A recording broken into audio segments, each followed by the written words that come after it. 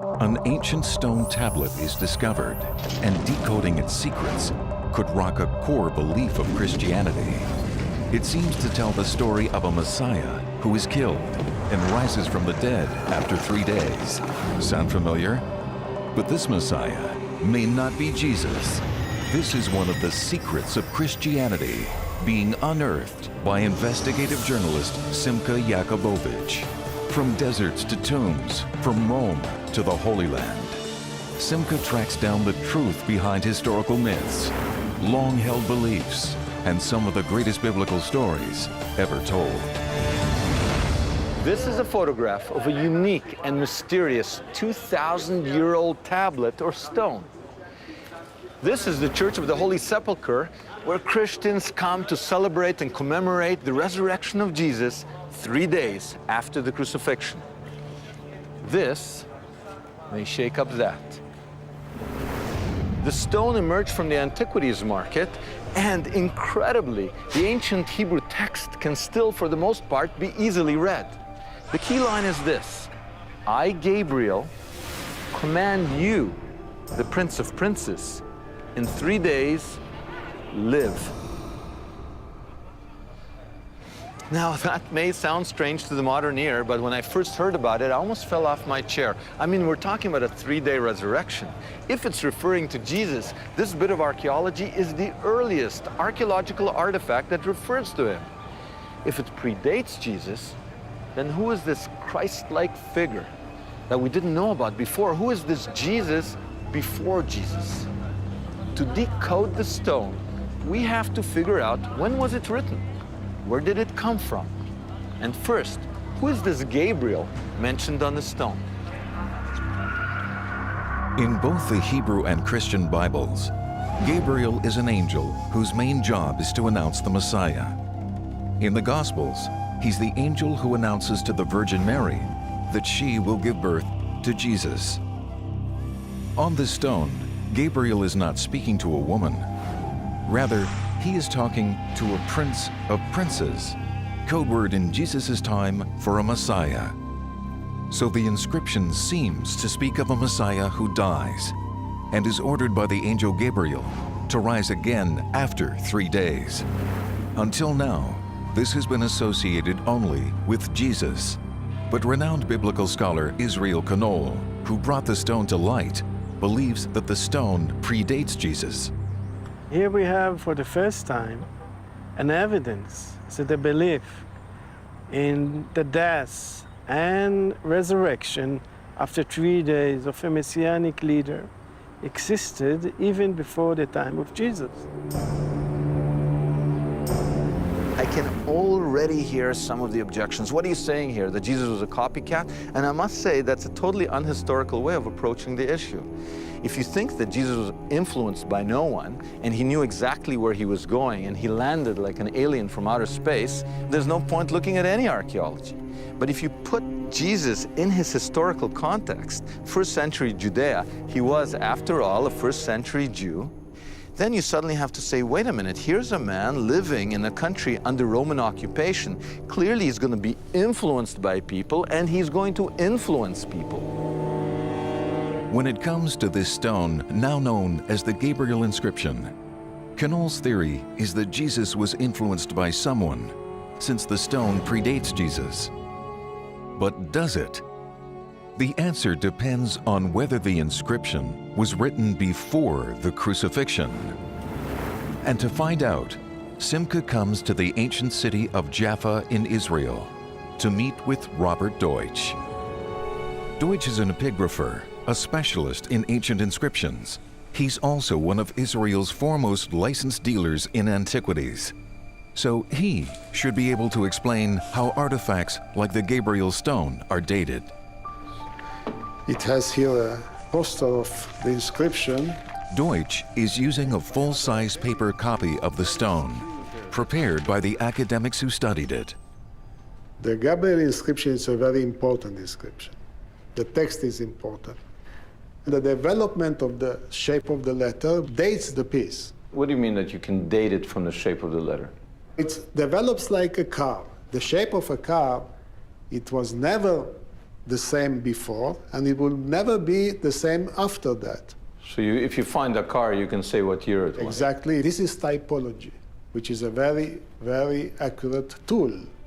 To illustrate the point, in the 1st century BC and early 1st century AD, the Hebrew letter Lamed, L in English, had a long neck and then lost it. During the same period, the Kuf, or K, lost its little cap. And the Mem, the letter M, initially square, became rounded, losing its squiggles in the process. Using these techniques, Deutsch agrees with Professor Knoll, dating the Gabriel inscription to a time just before Jesus' crucifixion, possibly before his birth. And it dates to the 1st century BC and the beginning of the 1st century AD. So, the inscription seems to predate Jesus, but not by much. To hone in on a more precise date, Simca needs access to the inscription. But the problem is that the stone belongs to an Israeli collector, David Jesselson, who lives in Switzerland. Hi, Dr. Jesselson, it's Simcha. And he won't give Simca access to the artifact. Do you think I can say anything or do anything to convince you to let us just take a little look? Simca isn't surprised. He believes that David Jesselson is like many collectors who don't like investigative journalists around artifacts they've purchased from sometimes shady antiquities dealers. Well, okay, if you change your mind, I think you have my email and... Simca is determined to see the stone, but since he can't get access to the real one, he's commissioning artist Dana Bendov to make him a replica using photographs published in scholarly journals. Since we don't have access to the stone itself, this is a real one-to-one copy. Okay, so This stone, it's 3 feet high and 1 foot wide. And it's very, very, very unusual. It's got columns, it's got an incision. The letters are hanging from the lines. It's not inscribed, which is unusual for a stone. It's painted okay, with ink. with What's ink. So what I'd like you to do, because that's what you do for a living, is make me Make me this. make me this. Exactly. Building replicas is a highly specialized discipline, and the work begins right away. From the original photograph, the team of reproduction experts are using 3D computer and laser technology to recreate the multiple layers of the stone. From the painstaking carving process to laying on the letters precisely as they appear on the original stone, making the reproduction as close to a perfect copy as possible. This should help Simca figure out its date, origin, and meaning.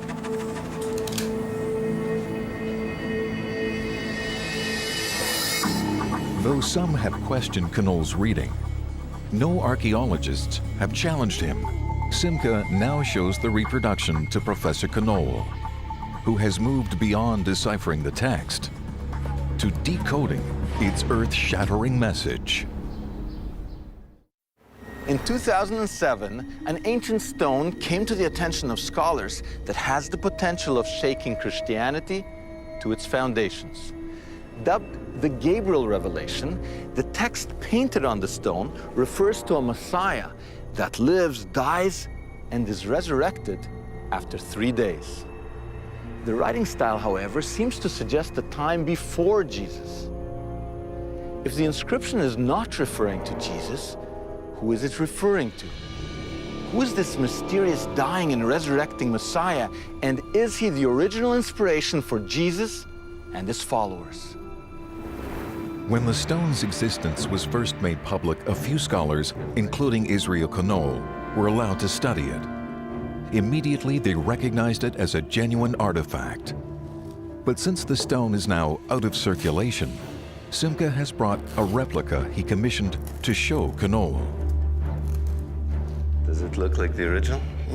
Very much, very much. And look at this, look at the lines. Yeah, the lines, he did them very nice, yes. Where are the key words? I just want to make sure. Here is לשלושת ימים. In 3 days. Reading the Hebrew text, Professor Knoll begins to decode it. For Knoll, the key historical clue is a reference to 3 shepherds. I have sent my people, my 3 shepherds. 3 shepherds. Knoll thinks one of these shepherds, living around Jesus' birth, is the Messiah mentioned on the stone. Their story begins at the end of the 1st century BC with Herod the Great. Herod was appointed by the Roman Emperor Augustus to rule Judea and do Rome's bidding. He was a tyrant, hated by his subjects. Paranoid that a Christ-like figure would dethrone him, Herod is remembered in the Gospels as the ruler who killed innocent babies, fearing that one of them might be a Messiah. When Herod died in 4 BC, his death triggered a messianic fever. Rebellion broke out on 3 fronts across the country. This was the beginning. This is the place where the serious rebellion started, here, at this point where we sit here now. Was this a nationwide revolt? Yes, Israel was literally burning during this rebellion, yes. There were 3 centers for this rebellion, 3 messianic leaders. One, Judah in the Galilee, the second one, at Longus in Emmaus, and the third one, Simon from the Perea, from the area of Transjordan. Suddenly, our idea of the world that Jesus was born into seems very different from anything that we heard about in Christmas carols. I mean, this was no tranquil land with shepherds tending their flock and wise men following stars. This was a land riddled by political unrest and violence, rape, pillage, crucifixions, Jews against Romans. There was a revolution going on. And there were not 1, but 3 revolutionary leaders, or messianic shepherds. One of them seems to have inspired Jesus. But which one? Could it have been a Tragus from Emmaus, which is just outside of Jerusalem? Despite more than a century of digging here in Jerusalem, not a single Gabriel-like stone, not one, has ever been found. I mean, ink, painted on stone, anything that resembles it. Now that's very significant because archaeologically speaking, if you have a tradition of memorializing people on stone, then you find more than one. So the fact that not a single one has been found in this area pretty much eliminates a Tragus as the dying and resurrecting Messiah mentioned on the stone. Well, that eliminates him. The next candidate is Judah. He operated in the Galilee close to Jesus' hometown of Nazareth. And there is one archaeological site associated with him, a place called Gamla. Gamla was a center of revolt before and after Jesus. 37 years after the crucifixion, it was utterly destroyed by the Romans, never to be resettled. Simca is here with archaeologist Danny Sion to see if there is any Gabriel-like stone dating to the pre-Jesus Judah revolt. Immediately inside the gate, they come across signs of the final destruction. Essentially, you guys were the first to come in here since the destruction some 2,000 years ago. That is correct. The general of the Roman armies came here leading 3 legions. 3 full legions is no less than 30,000 people. And then they brought up the siege machines and battering rams, and they used artillery barrage to bombard the city with ballista balls. Here's an example of one such ballista ball. This guy weighs about 5 kilos. These things are coming raining down on your head. Exactly, exactly. How many have you found of these? 2,000. 2,000? Yes. In addition to the ballistas, they used arrows. We found at Gamla 1,600 arrowheads, which is probably more than all the arrowhead finds in all of Europe put together. But Simca is interested in earlier artifacts. Is there anything here related to the would-be Messiah called Judah of Galilee? As it turns out, in the period between Judah's revolt and the final destruction of Gamla in 67 AD, the people came back and rebuilt their city, except for one area, which they left untouched. Simca and Danny head there now, looking for signs of the messianic leader called Judah. So what exactly are we looking at here? Sometime round about the death of King Herod, this area was completely and totally abandoned. So let me get this straight. This was a living, breathing place. And then suddenly, you know, like a volcanic eruption, it comes to a grinding halt. That is correct. But the bigger enigma is why nobody came back afterwards, because life went on around this area. People living right around. Right around. Could it be that this place that we're standing is actually, in a sense, a monument to the revolt at the time of Judah? The timing is right with the death of Herod, and the reason that people lived around it but didn't enter it is because so many people died here, they didn't want to go into what, in essence, was a graveyard. That is certainly acceptable proposition. Simca's convinced that Judah, the messianic leader who led the revolution, left such an impression on the people of Galilee that sections of their towns were left as permanent memorials. But no Gabriel-like inscriptions have been found in Gamla. So this leaves Simca only one candidate for the Messiah before Jesus, Simon of Perea. Perea is located on the Jordanian side of the Dead Sea. It is here that the most famous writings ever found were unearthed. They are called the Dead Sea Scrolls and are housed in a special museum in Jerusalem. Discovered in 1948, the more than 2,000-year-old documents are the oldest biblical texts ever found. When scholars first studied the Gabriel inscription, they were struck by the fact that it looked like a Dead Sea Scroll on a stone. The similarities between the scrolls and the Gabriel inscription are impressive. Both are written in ink. On both, the text is written in 2 columns, and both have the Hebrew letters suspended from the upper guidelines. All this suggests that the stone, like the scrolls, originates from the shores of the Dead Sea. So in search of a Gabriel-like stone in the area of Perea, Simca travels here to meet with archaeologist Konstantinos Politis, who's been digging in this area for 20 years. Well, this is our dig house for the last 20 years, so we've got all our goodies in here, too. I'm excited about seeing the goodies. Please, after you. Wow, talk about goodies. Oh my God. Well, I don't this is where think museums have this much. Oh. well, all this is going to go into the museum, but for the moment, it's in our storage.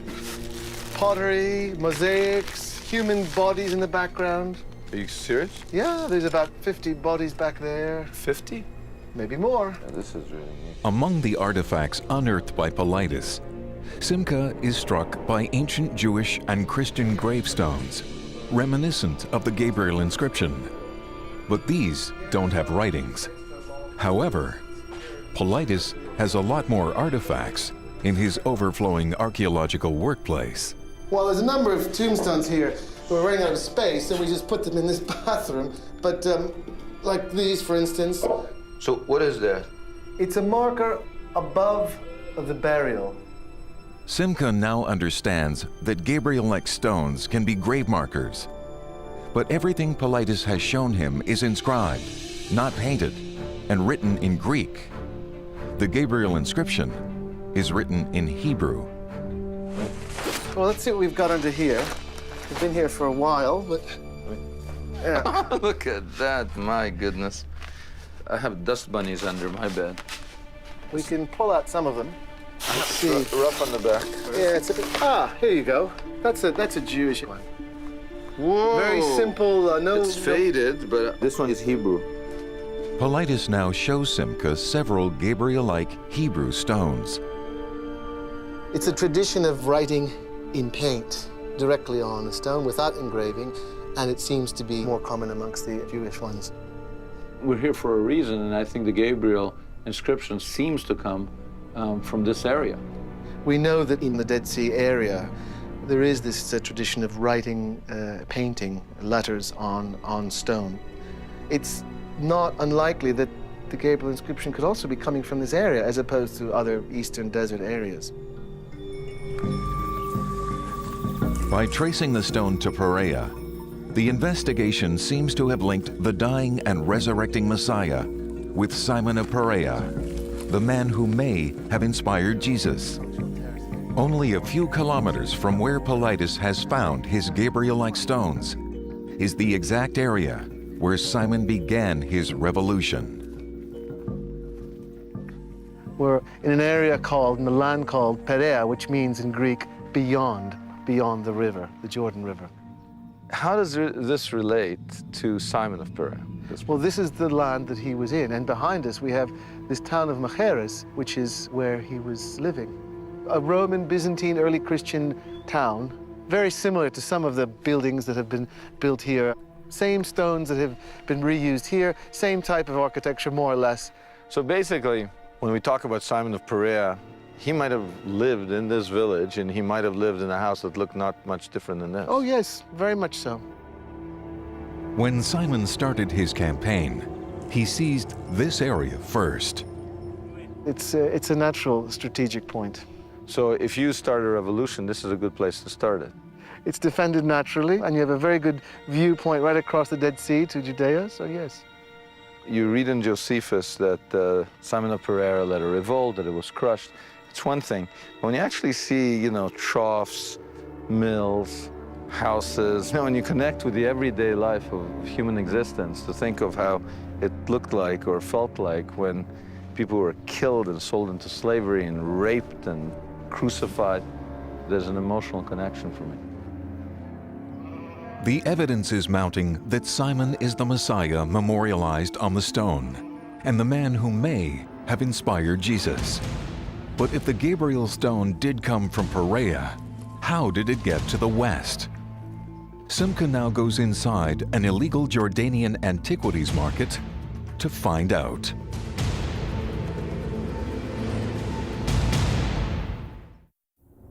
In 2007, Professor Israel Knoll drew the attention of scholars from around the world to a remarkable inscription painted on stone that refers to a Messiah that dies and is resurrected. The writing style seems to suggest a time before Jesus. The stone also talks about 3 shepherds, possibly 3 revolutionary leaders that instigate a revolution around the time of Jesus' birth. The archaeological trail has led us to one of them, Simon of Perea, modern-day Jordan. He was a would-be Messiah that died around 37 years before Jesus' crucifixion. But before we conclude that it is Simon and that he is indeed the model for Jesus, we have to make sure that we understand how a stone that originated in Perea, Jordan, made its way into the modern Western antiquities market. If he can trace the Gabriel inscription back to the antiquities market in Perea, Simca will be closer to linking the Messiah celebrated on the stone to the revolutionary leader called Simon of Perea.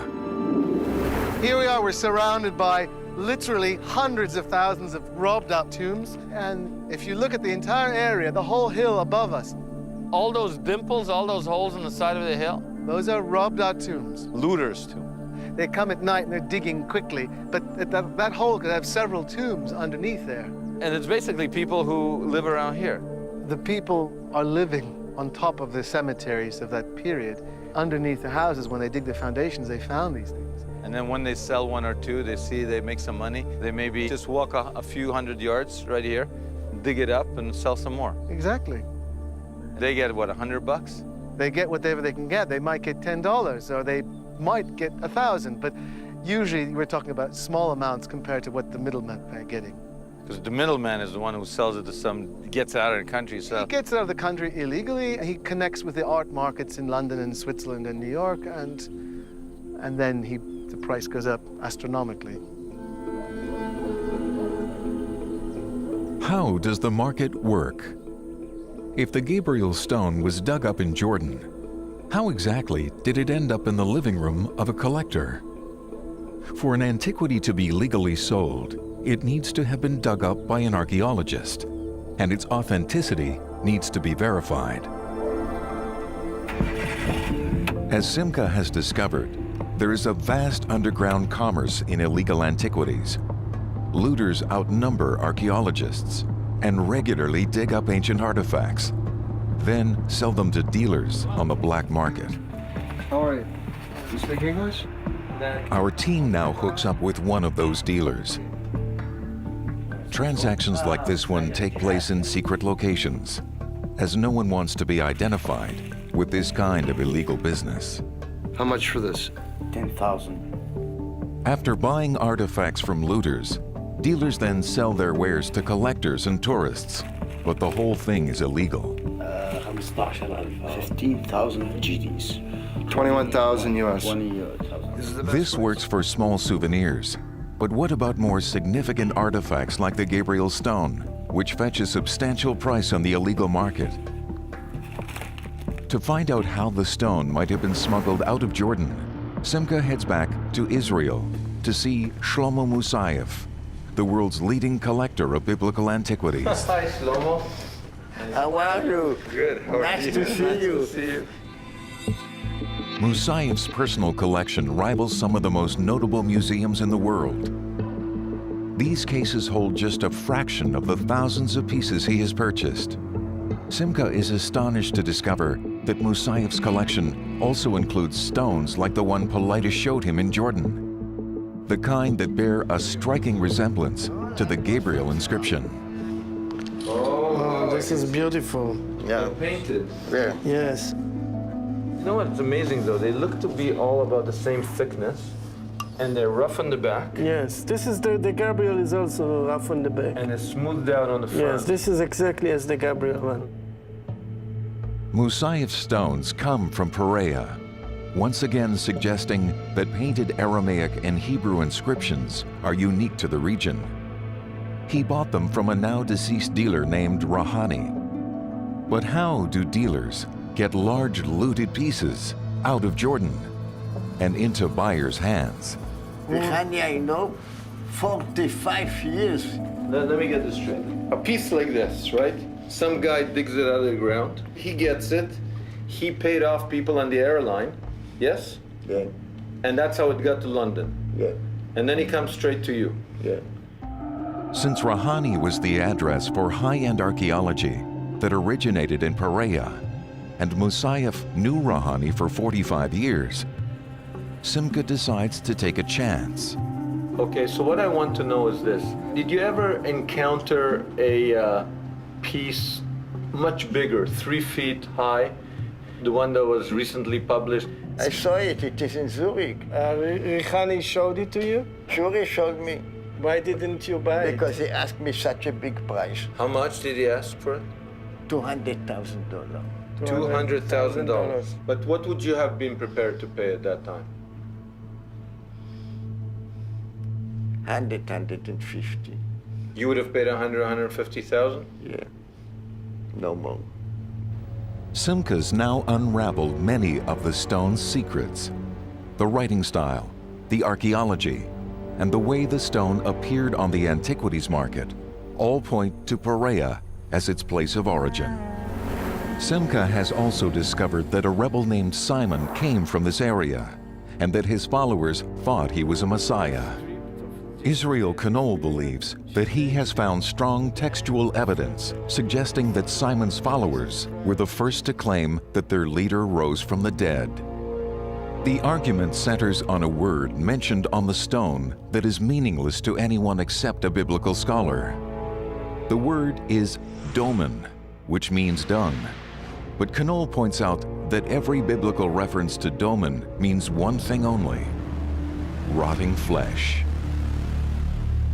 Sar Hasarim, Domen Arubot Surim, Prince of Princes, and he decomposed in a gorge because those who have killed him did not let his body to be buried.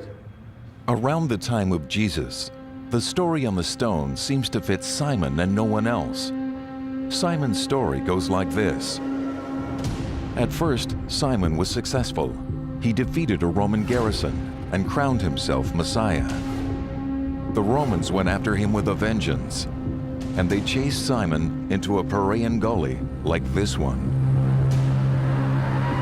After a bloody battle, they decapitated him. To further demoralize his followers, they didn't allow them to bury his body. This is the very story Knoll believes he has decoded on the stone. But really, this makes sense. I can just see a battle, right? They can come in here. A few people can hold off a lot of people, but they can get surrounded. So the leader wants to get a little bit of a better position, right? He runs up a place like this. He's chased. He's literally met. He's surrounded from that side. He's decapitated. You know, he falls. He dies in a place like this, you know? And then, you know, his body is all over the place. And then it's easy to guard so that the followers can't come to even bury their dead.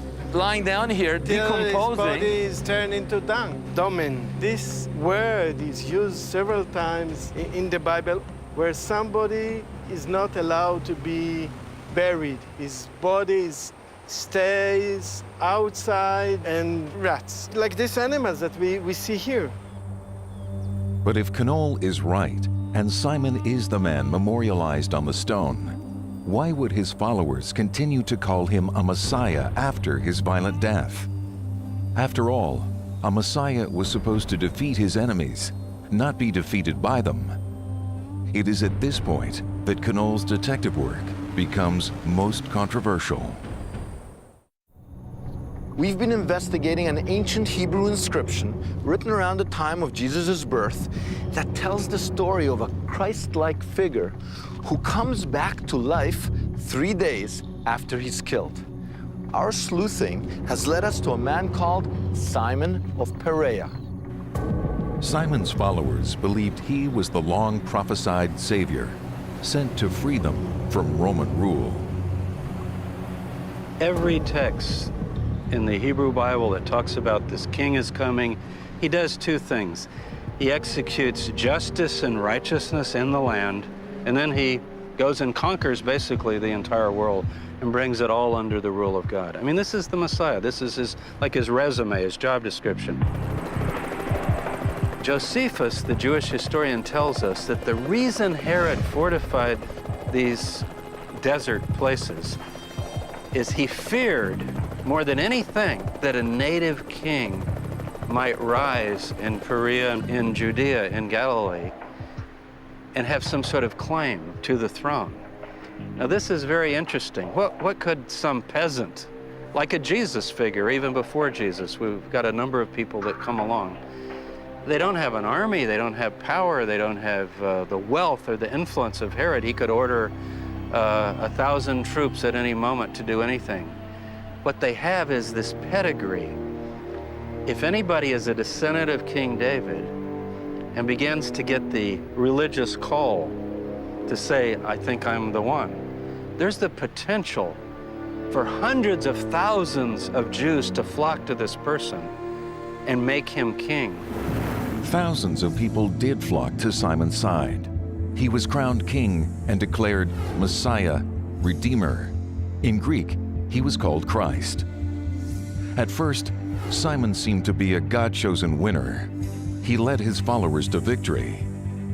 But then, the Roman army defeated him, decapitated him, and left him to rot in the desert. At that point, according to Knoll, Simon's followers did something revolutionary. Even after death, they continued to call him Christ. So actually, out of the gravest crisis, a new idea comes. An idea that sees the suffering and the dying of the Messiah as an essential part of the process of salvation. It changed history. Yes, of course. In the next generation, this ideology will be picked up by Jesus. It will be a leading ideology for his messianic activity. And later on, the Roman emperor was defeated by this ideology. So it seems that Simon's followers turned this defeat into victory. The death of their Messiah, they said, did not disqualify him. In fact, his suffering proved that he was the Christ. According to Knoll, this theological spin was made possible by arguing that all along, Scripture predicted not one, but two Messiahs. A winner from the line of David and a suffering servant from the line of Joseph. If Knoll is right, the Gabriel inscription, which is at least 400 years older than the earliest New Testament text, is the earliest document ever found mentioning a suffering Savior. Now we have the perfect, The smoking gun. the smoking gun. The Messiah, son of David, and the Messiah, son of Joseph, are appearing in the same line in this document. Two Messiahs. Two Messiahs, the triumphal Messiah and the suffering Messiah, are both here. And it's the earliest reference. This is the earliest reference to a Messiah, son of Joseph. The suffering, dying, and rising Messiah. Pretty revolutionary. We've got a text now that shows us this notion of a suffering Messiah who's raised from the dead is already being developed within Judaism. So it's not something Jesus came up with. It's not something the disciples came up with. It's something that is beginning to develop out of the hard experience of the Jewish people, which is everyone we put our hope in is killed. Why is this happening to us? But if Simon was the original model for Jesus, this still leaves one important mystery to be solved. How could Jesus have been influenced by Simon? After all, one died in what is now Jordan, and the other lived a month-long journey away in the Galilee. It seems that the Gabriel inscription has been decoded. It was probably a gravestone that marked the place where Simon of Perea was cut down by his Roman enemies. A reference to three shepherds or messianic figures led Simcha to three revolutionary leaders that died at the time of Jesus' birth. A reference to one of them decomposing in a gully implies that the would-be Messiah was Simon of Perea. A further reference to the angel Gabriel suggests that Simon's followers believed that he was resurrected 3 days after his death. Finally, a reference to a suffering servant seems to be the first text ever found describing the long-awaited Messiah not as a winner, but as a loser. All these clues taken together point to Simon of Perea as the original model for Jesus of Nazareth. We have a new insight with this Gabriel text. It kind of nudges us toward the idea that Jesus, before he dies, is already anticipating, not because God told him in a miracle or because he's the Son of God and therefore he knew everything, but he's struggling, wondering, where do I fit in? What is my role? What did the prophecies say about someone like me? And he begins to talk in these riddles that's throwing everybody off. And he takes his inner group aside. They have a talk about, is he the one? And he basically admits, yes, you've got it, I am the one. They're thinking, oh, then we're gonna march down to Jerusalem, take over, armies of angels will command, and it'll all be over. And he says, no, no, no. I'm gonna be spit upon and beaten and persecuted and killed, and then here's the key, and after 3 days, I'll live. Now, where's that coming from?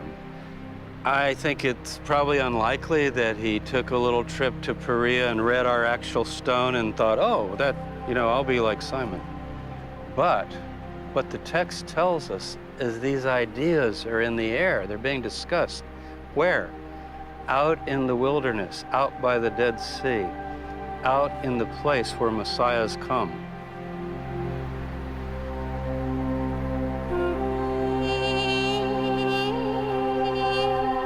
But how would Jesus, who lived in northern Israel, have been influenced by Simon, who lived in Perea, modern-day Jordan? I mean, the two are 130 miles apart, a month-long journey in Jesus' time. Well, it turns out that in precisely the same location where Simon lived and died, Jesus' cousin, John the Baptist, lived and was beheaded. In order to fill in the last piece of the puzzle, Simca travels with Israel Knoll to Machaerus and Perea, where John the Baptist was imprisoned by Herod the Great's son, Herod Antipas. Like Simon and Jesus, John the Baptist was preaching a religious revival that set him on a collision course with the Roman authorities. And it is here, in this stronghold, that John the Baptist lost his life. If we are asking ourselves, how is it possible that Jesus got this ideology? Who was the link? How was the connection made? Between Simon of Perea? Between Simon of Perea and Jesus. Because when Simon was killed, Jesus was probably 1 year old, 2 years old. He couldn't talk to him, of course. So the ideal solution would be either John the Baptist himself or other people around him. John the Baptist had a large following. Many thought that John was the long-awaited Messiah. But John seems to have deferred to Jesus. He even baptized him. Knoll believes that John, who spent time in Perea, must have known Simon and believed in him. Perhaps after Simon's death, the Baptist brought Jesus into the fold. When Jesus came to John, he could listen and hear this ideology and be influenced by it. So really what we're talking about is that this world-changing idea of a suffering Messiah, a suffering, dying, and rising Messiah was born here. And that the link between this idea that grew up around Simon of Perea and Jesus may have been Jesus' cousin, John the Baptist, who was beheaded right here. Yes. You got to ask, what shepherd or Messiah was left to rot and die in the crevice of a rock around the time of the death of Herod? I mean, it's rare that we can do this. We can pretty well say, I think, this is this Shimon, Simon. And Professor Israel Knoll has solved a mystery, I think. At this moment of 4 BCE, the Romans thought, okay, we crushed this rebellion. We killed the Messianic leaders. Simon is dead in Transjordan in a narrow valley there. At the end, but this will take time, Rome will be conquered by disbelief, by the followers of disbelief. So the Jewish Messiah wins out. The Jewish Messiah, transforming to the Christian Messiah, will defeat the Roman Empire. Some 2,000 years ago, Simon's followers came up with a revolutionary, world-altering idea. Namely, that a defeated Messiah is not a false Messiah. They argued that the defeat, the suffering, the death, and the resurrection of the Messiah is an essential part of redemption. This idea that grew up around Simon in a desert like this is still celebrated in every church where Jesus is worshipped. It was the archaeological find of a lifetime, the tomb of Caiaphas, the high priest of the Jewish people, who the Gospels state sent Jesus to the Romans to be crucified. 2 nails were found in the tomb. Could they be the nails that crucified Jesus? This is one of the secrets of Christianity being unearthed by investigative journalist Simca Jakubowicz. From deserts to tombs, from Rome to the Holy Land, Simca tracks down the truth behind historical myths, long-held beliefs, and some of the greatest biblical stories ever told. In 1990, here in Jerusalem, just a few meters down this hill, workers building a park, now called the Peace Park, made the most amazing archaeological discovery. They found a 2,000-year-old burial tomb. But it wasn't just the burial tomb of anybody. It was the burial tomb of someone mentioned in the Gospels, the high priest Caiaphas. And he's the man that, according to the Gospels, is partially responsible for sending Jesus to the cross. For nearly 2,000 years, Caiaphas's tomb was left undisturbed. Then, in 1990, construction workers stumbled upon a rather large burial site. The Israeli Antiquities Authority, or IAA, sent out archaeologists to excavate the site. What they found was a first-century Jewish tomb. Inside, there were 4 kohims, or burial niches, and inside these, there were 12 ossuaries, or bone boxes. These limestone coffins, where the bones of the dead are laid, included the ossuary which bears the inscription, Joseph, son of Caiaphas. That story made headlines. But here's a story that didn't make headlines. Nobody reports that, in fact, nobody knows if that tomb still exists. Archaeologists don't know if it was destroyed when the park was built. Nobody cares. And here's something else that no media whatsoever reported. Inside that tomb, they found 2 Roman nails. Wait a minute, they found 2 nails in the tomb of the man who sent Jesus to the cross and nobody reports it? Why? And what's more, where are they? The first stop in any investigation involving an Israeli archaeological site is the Rockefeller Museum in Jerusalem. It is headquarters for the Israeli Antiquities Authority. These archives house the original reports of every archaeological excavation supervised by the IAA. Simca locates the 1990 Caiaphas tomb archaeological file. In it, he discovers the original drawing of the tomb. He also finds the final unedited report. And this includes detailed drawings, measurements, and photographs. And although the 2 Roman nails are mentioned, there are no photographs, measurements, drawings, or any information as to their current whereabouts. The main find is the now famous ossuary inscribed with the name Joseph, son of Caiaphas. The Christian Gospels simply call him Caiaphas. The first-century historian Josephus mentions a high priest called Joseph Caiaphas. What's written on the ossuary, however, is Joseph, son of Caiaphas. Believing Josephus is closer to the truth, scholars generally agree that despite the different versions, this is the bone box of the man who sent Jesus to the cross. To understand why Caiaphas would do such a thing, we have to understand the specific historical context in which the confrontation between Jesus and Caiaphas took place. The date was 30 AD, and Judea was under Roman occupation. Even the Jewish religious elite had to answer directly to the Roman governor, Pontius Pilate. The Roman authorities had appointed Caiaphas to the high priesthood, the most prestigious and powerful position a Jew could hold. According to the Gospels, on the Jewish holiday of Passover, Jerusalem was bursting with religious fervor. And supported by a large gathering of followers, Jesus came to the temple, the holiest site in all of Judaism. He drove the cattle herders and dove sellers out, overturned the tables of the money changers. Then he warned the Romans, "Destroy this temple, and in 3 days I will raise it up." Talking to the Roman authorities in this way was tantamount to a call for revolt. There was a near riot, and Caiaphas, to keep order, has Jesus arrested and put on trial.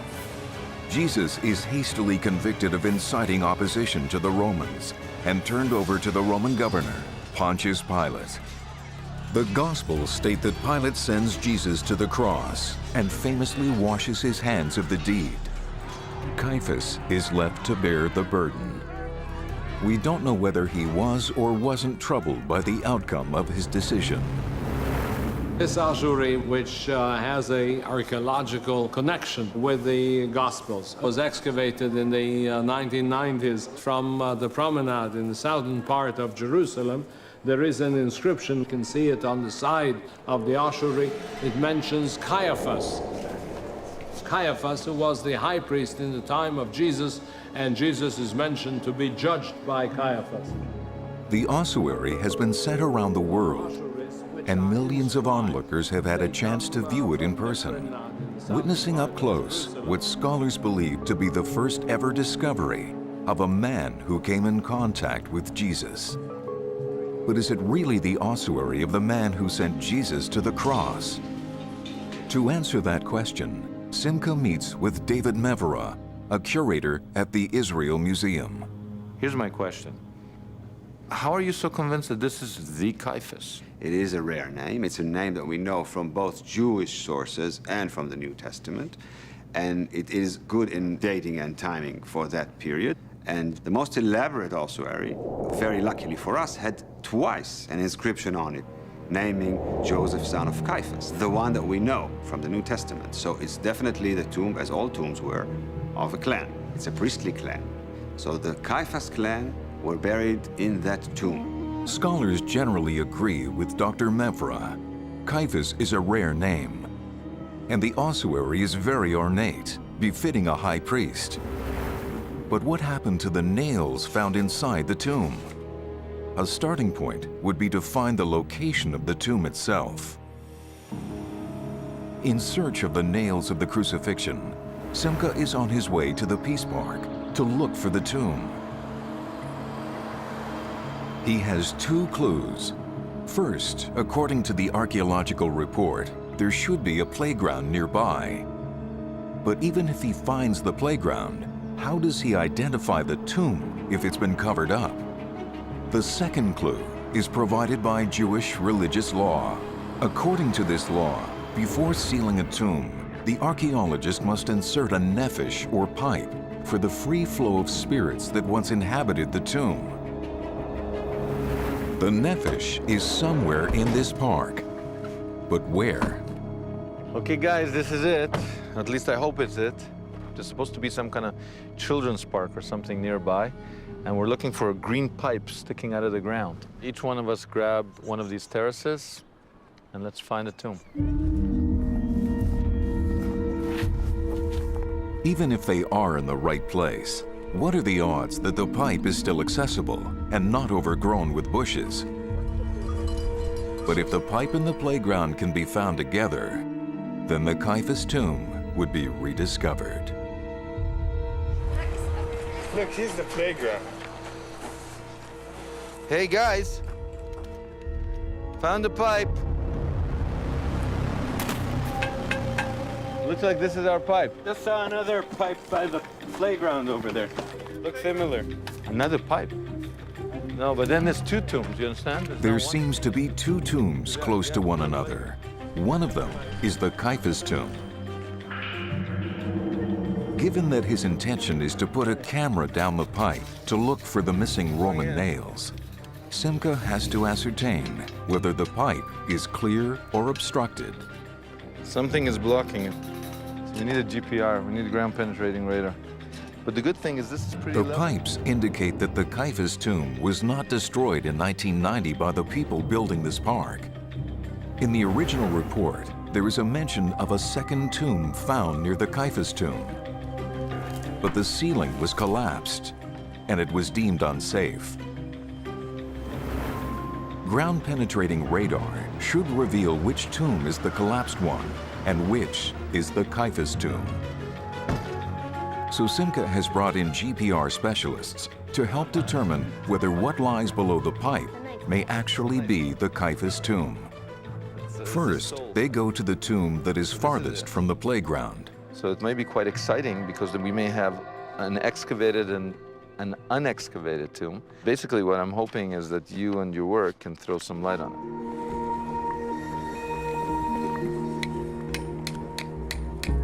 Ground-penetrating radar can be used to determine whether areas below the surface hold ancient archaeological sites. Go! GPR works by bouncing sound waves through rock Okay, next line.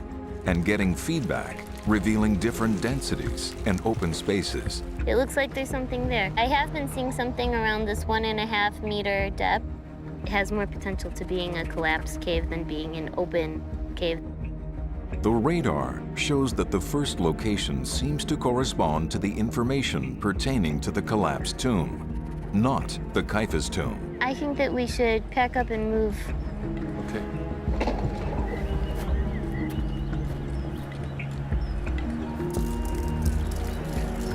My gut feel? Yeah. This is gonna be, you're gonna have a nice open space here. 4.24 is on your end. Okay.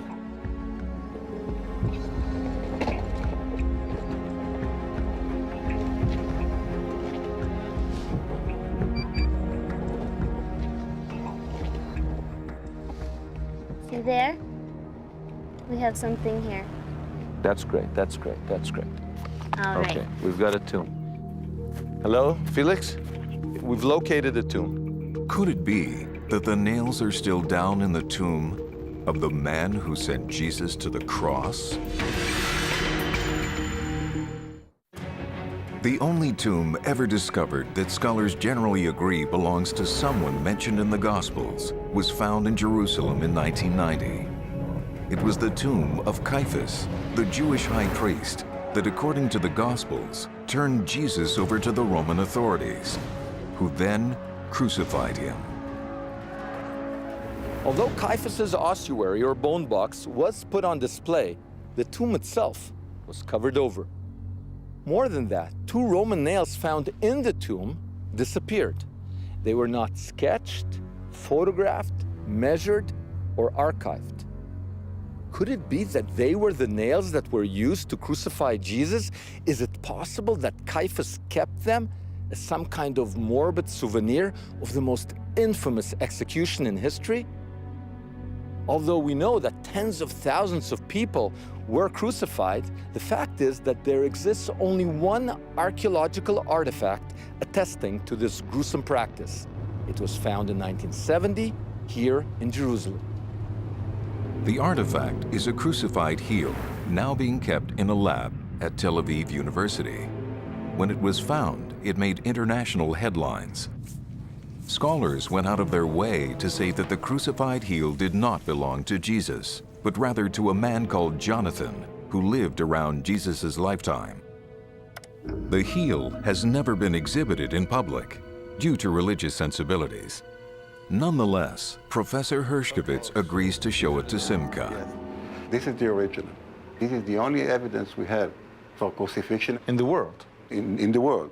I know it's very popular these days to say that they use some kind of ropes to tie the crucified person to the crossbar, but in a way this doesn't make sense because you can't do crucifixion without bloodshed. The whole philosophy, it's humiliation and punishment.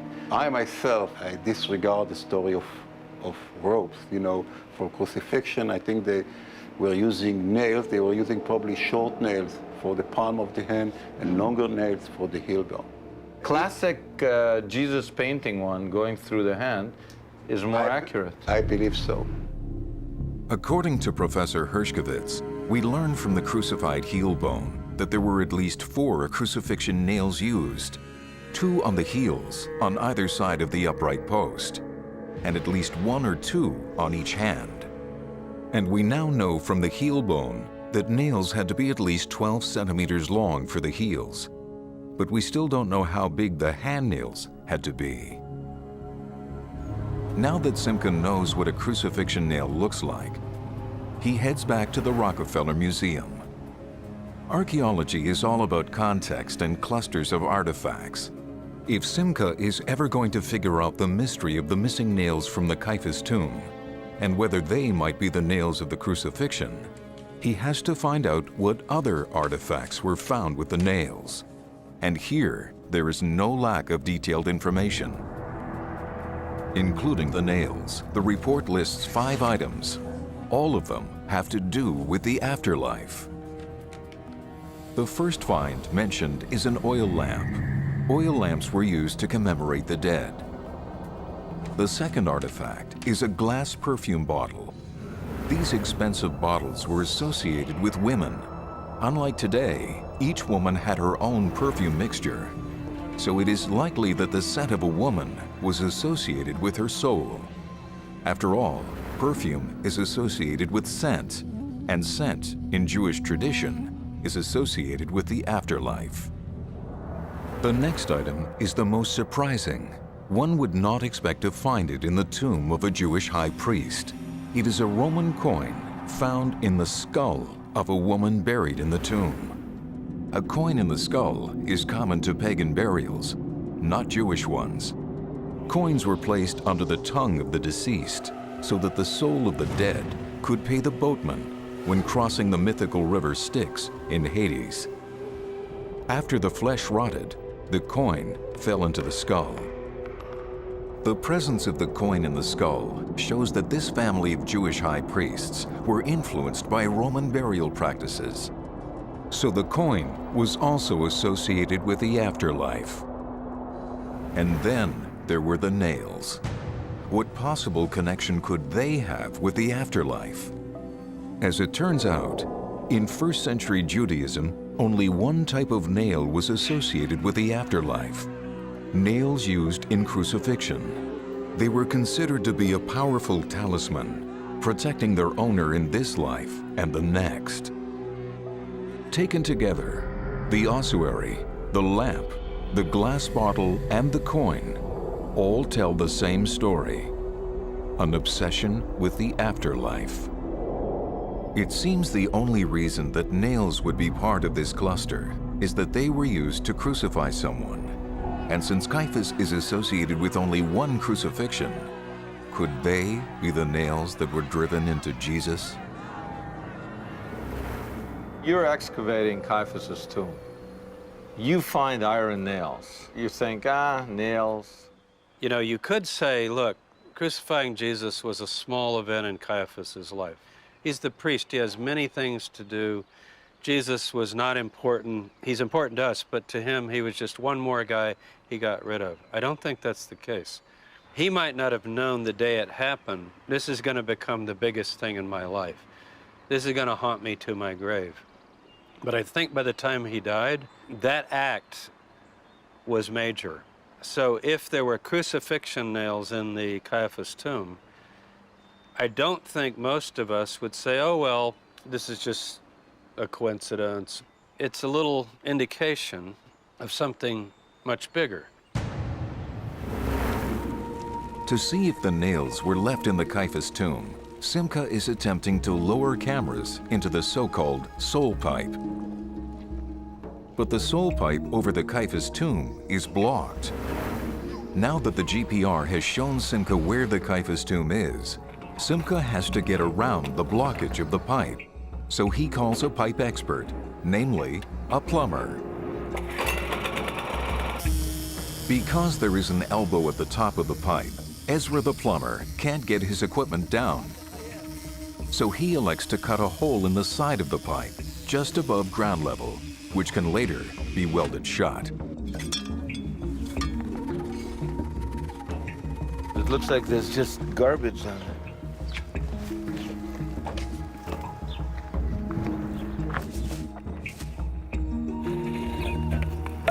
Yeah, the bottle.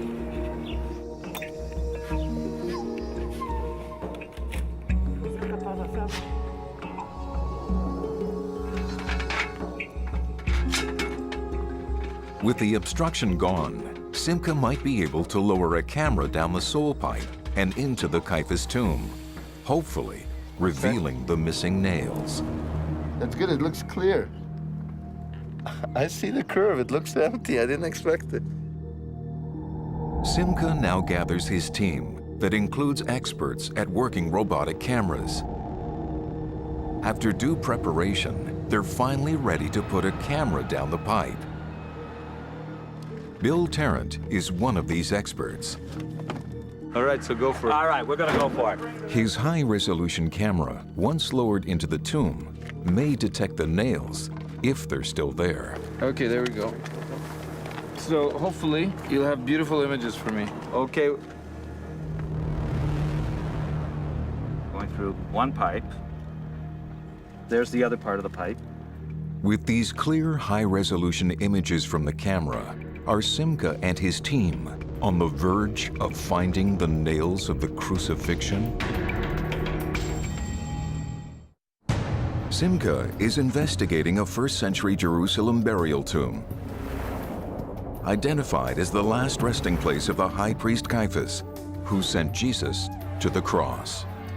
Strangely, 2 Roman nails found in the cave, possibly associated with crucifixion, have gone missing, and the cave itself has been covered over.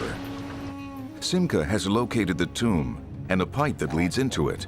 In the hope of locating the nails, a high-resolution camera has been lowered into the pipe. At first, everything looks good. There's the other part of the pipe.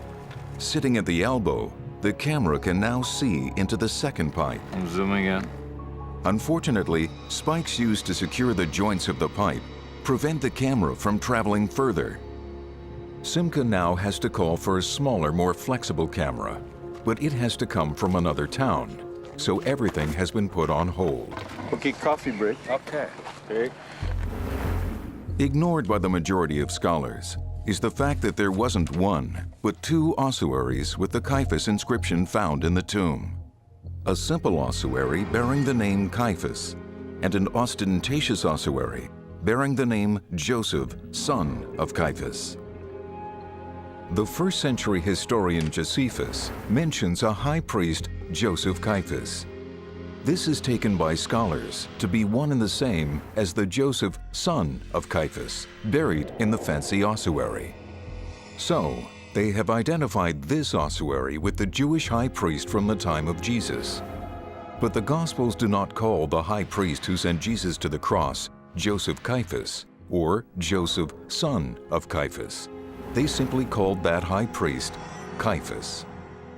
Can it be that although the gospel writers talk about one high priest called Caiaphas, there were actually two from the same family? One was indeed ostentatious, but the other one was modest. Can it be we've been focusing on the wrong Caiaphas all along? To find out more about the real Caiaphas of the Jesus story, Simca now travels what would have been a 20-day journey at the time of Jesus to modern-day Turkey and on to a small town called Antioch. Early Jesus followers fled here to escape Roman persecution, and it is here that the Christian movement itself was born. Simca meets New Testament scholar Barry Wilson. He's hoping to get a better sense of the historical Caiaphas, to determine which ossuary belongs to the high priest who confronted Jesus. Fantastic mountain, riddled with tunnels. Those holes? These were the escape routes of early Christians when they were fleeing from the Romans. It's a fantastic network within this mountain. This is where they practiced Christianity before it was an official religion, before it was recognized. That's right. They had to remain underground. They used caves as churches here. This was the earliest Vatican. The Christians who worshipped here had access to texts that were later suppressed by the Western Church. One of these deals with Caiaphas. There's a very interesting document that dates from the 6th century, possibly earlier. It's preserved in an Arabic source. And this is an amazing document because it starts off by saying that this is the book of the high priest, the one called Caiaphas. So it's a book that's allegedly written by the high priest Caiaphas. He's the bad guy. He was the bad guy. He was implicated with Pontius Pilate at the trial of Jesus. But he says in this document about Jesus, this is the one whom we adore. This is the one who for our sakes became incarnate. This is the one who for our sakes redeemed us and who has blessed us with everlasting compassion. This is the high priest, the Jewish high priest, one of the 2 most powerful leaders in Judea of the time, presented as speaking with a Christian voice. This text, representing a little-known Christian tradition, portrays Caiaphas not as a villain, but as a devout follower of Jesus. But if this text is accurate, this means that the Gospels distorted the truth about Caiaphas. Well, you know, Caiaphas' tomb has been found. Yes. Did you know that there were nails? No, I didn't know that. They've disappeared. They've disappeared. That's a remarkable absence. Why would it be so remarkable? If an Israeli archaeologist said, it's just nails, what would you say to him? Well, I would want to find out what was so significant about these nails that it would be associated with the burial of Caiaphas. For you, this is an important question. It's an important question. You wouldn't brush it off? No. You wouldn't lose the nails? No. No. The nails are an important clue to something, some link to some other historic person. There's only one crucified person that Caiaphas is linked to. And that's linked to Jesus.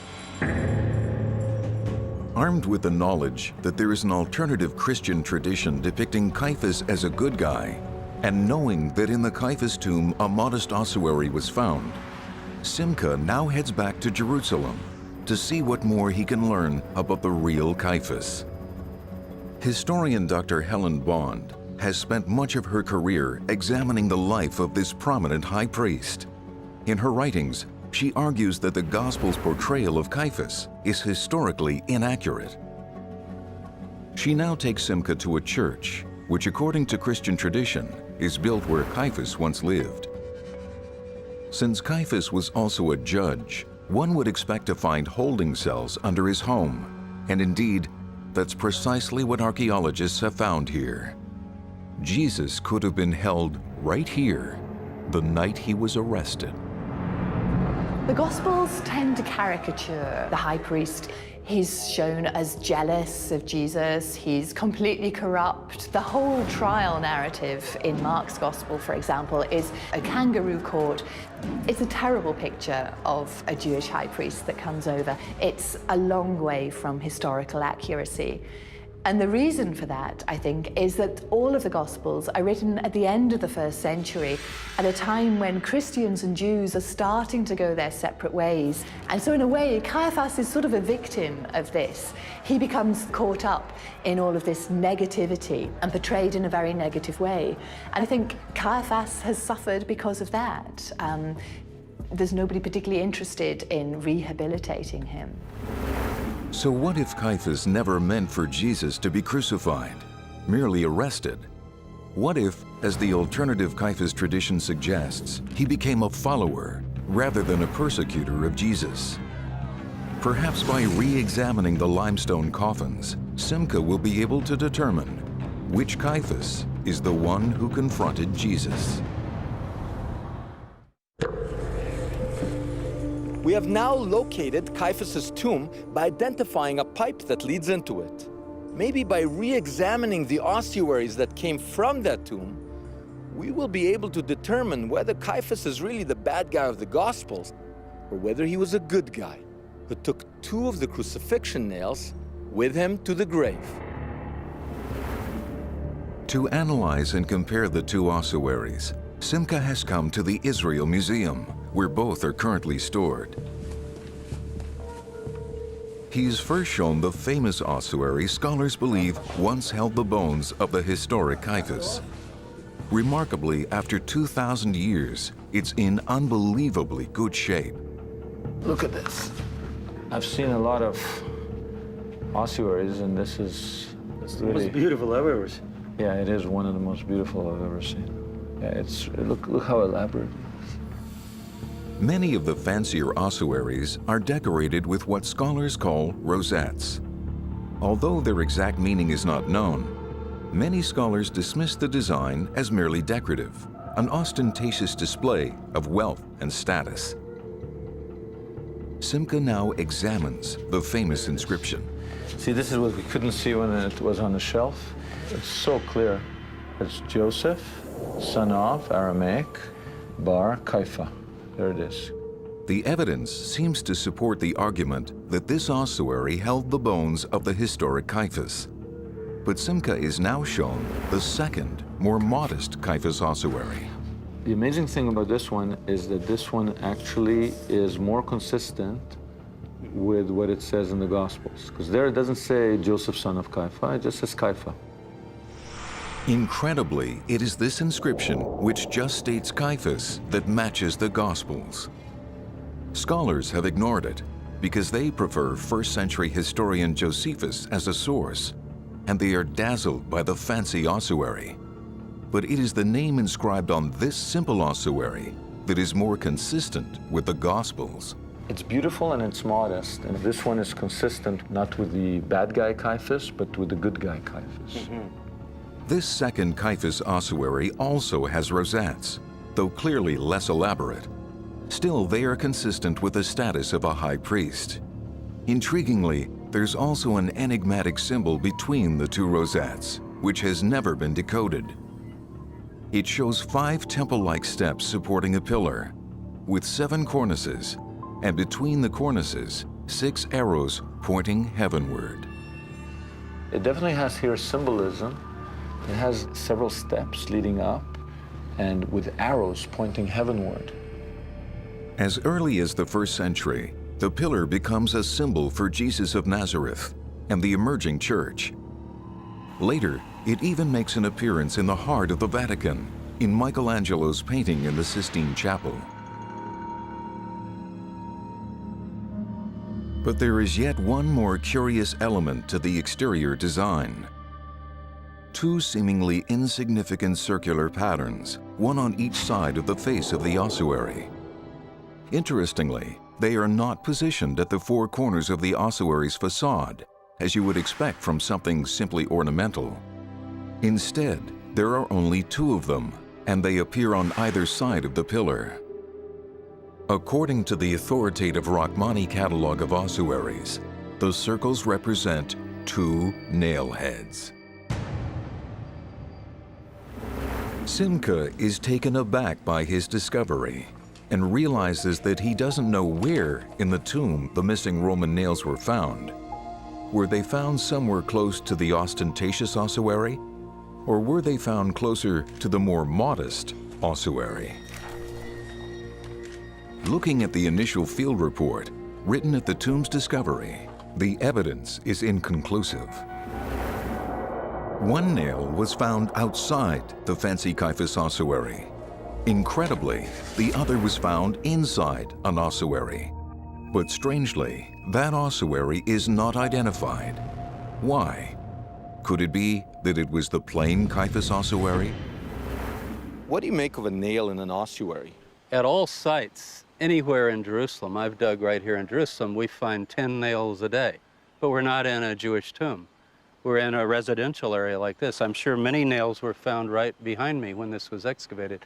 But if there's a nail in the ossuary, then it opens another possibility, that there's something like the coins in the mouth of the skull, some sort of superstition going on here. The belief attested in a number of sources that crucifixion nail has a great magical power to ward off evil, to ward off bad luck, maybe to help you in the afterlife.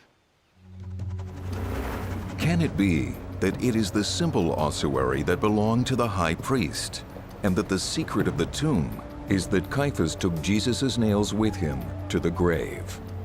To answer that, we need the nails, but the nails are missing, and there is no photograph of them in the original report. In the hope that the photographs do exist, Simca now tracks down the original photographer of the site. The photographer is Gero Nalbandian. He was hired by the archaeologists to photograph all the artifacts found in the tomb. So your mission was to shoot all the artifacts? Yes. From the tomb? Yes. Okay, let's see what you have. That's the ossuary? Yes. This is the oil lamp. This is the coin. And the nails, did you shoot the nails? No. There were no nails? They did not show me nails. But you asked for all the artifacts? Yes. What the artifacts it was there from the tomb, they give it to me, I photograph it. No nails? No nails, I did not see nails. So the nails mysteriously disappeared before Gero had a chance to photograph them for the final report. Something doesn't make sense. Nails just don't disappear. Israeli archaeologists aren't bad. They're good archaeologists. These are not simple nails that were found in a wooden coffin or a building site or in a boat. These were special Roman nails in Caiaphas' tomb, one of them inside one of the ossuaries. I just can't believe that they simply disappeared. As night falls, Simca gets back to the business of introducing a small camera in the now covered-up tomb of Caiaphas. After hours of waiting, the second camera finally arrives. It is much smaller and more flexible than the one that got stuck earlier. Called a push camera, it has a better chance of moving past the obstructions in the pipe. Working into the night, the crew is finally able to maneuver the push camera past the screws that stopped them before. Oh. Okay, okay, Abby, tilt down. More. Okay, hold it right there. There it is. I see what's going on. Here's the ground, the way they found it. They went inside and they pulled out the ossuaries, and there's the entrance. Simca can now clearly see the outside of the tomb of the high priest Caiaphas. But there's a problem. That is cement. Because they had to put cement here to fortify whatever they were doing. The walls are reinforced with concrete. If you can get past that, can you get past that, Abby? Can you go a little bit more? The camera probe inside the pipe that leads to Caiaphas's tomb has hit another problem. That is cement. Can you go a little bit more? Can you maneuver it to the side? More, that's it. The camera won't reach all the way inside the Caiaphas tomb. The only way to do that would be to get an excavation license and drill new holes. Even if that were possible, the application process would take years. Okay, so 3 meters, and it's probably another, what, 2 meters? From what we're looking ahead, yeah. The opening is right around here. to The tomb is under this roadway right here. There's no getting into a tomb paved over by a road. But Simca has learned something. Now we know it exists. The entrance is unobstructed and it's under this road. The point is, there's only one set of missing artifacts. It's the most important set, and that's the nails. Right. Unfortunately, Simca and his crew are unable to gain access to the tomb. If the nails are still inside, we'll never know. But can artifacts from tomb sites simply vanish? Simca has now asked to speak with Zvi Greenhut, the archaeologist who ran the Caiaphas tomb dig. Unfortunately, he has refused an interview. The IAA has offered up fellow archaeologist Gideon Avni to speak in his stead. In the tomb, there's 2 Roman nails. Okay. Doesn't someone go, wow, I've poured through the material, but there is no measurement or pictures of the nails.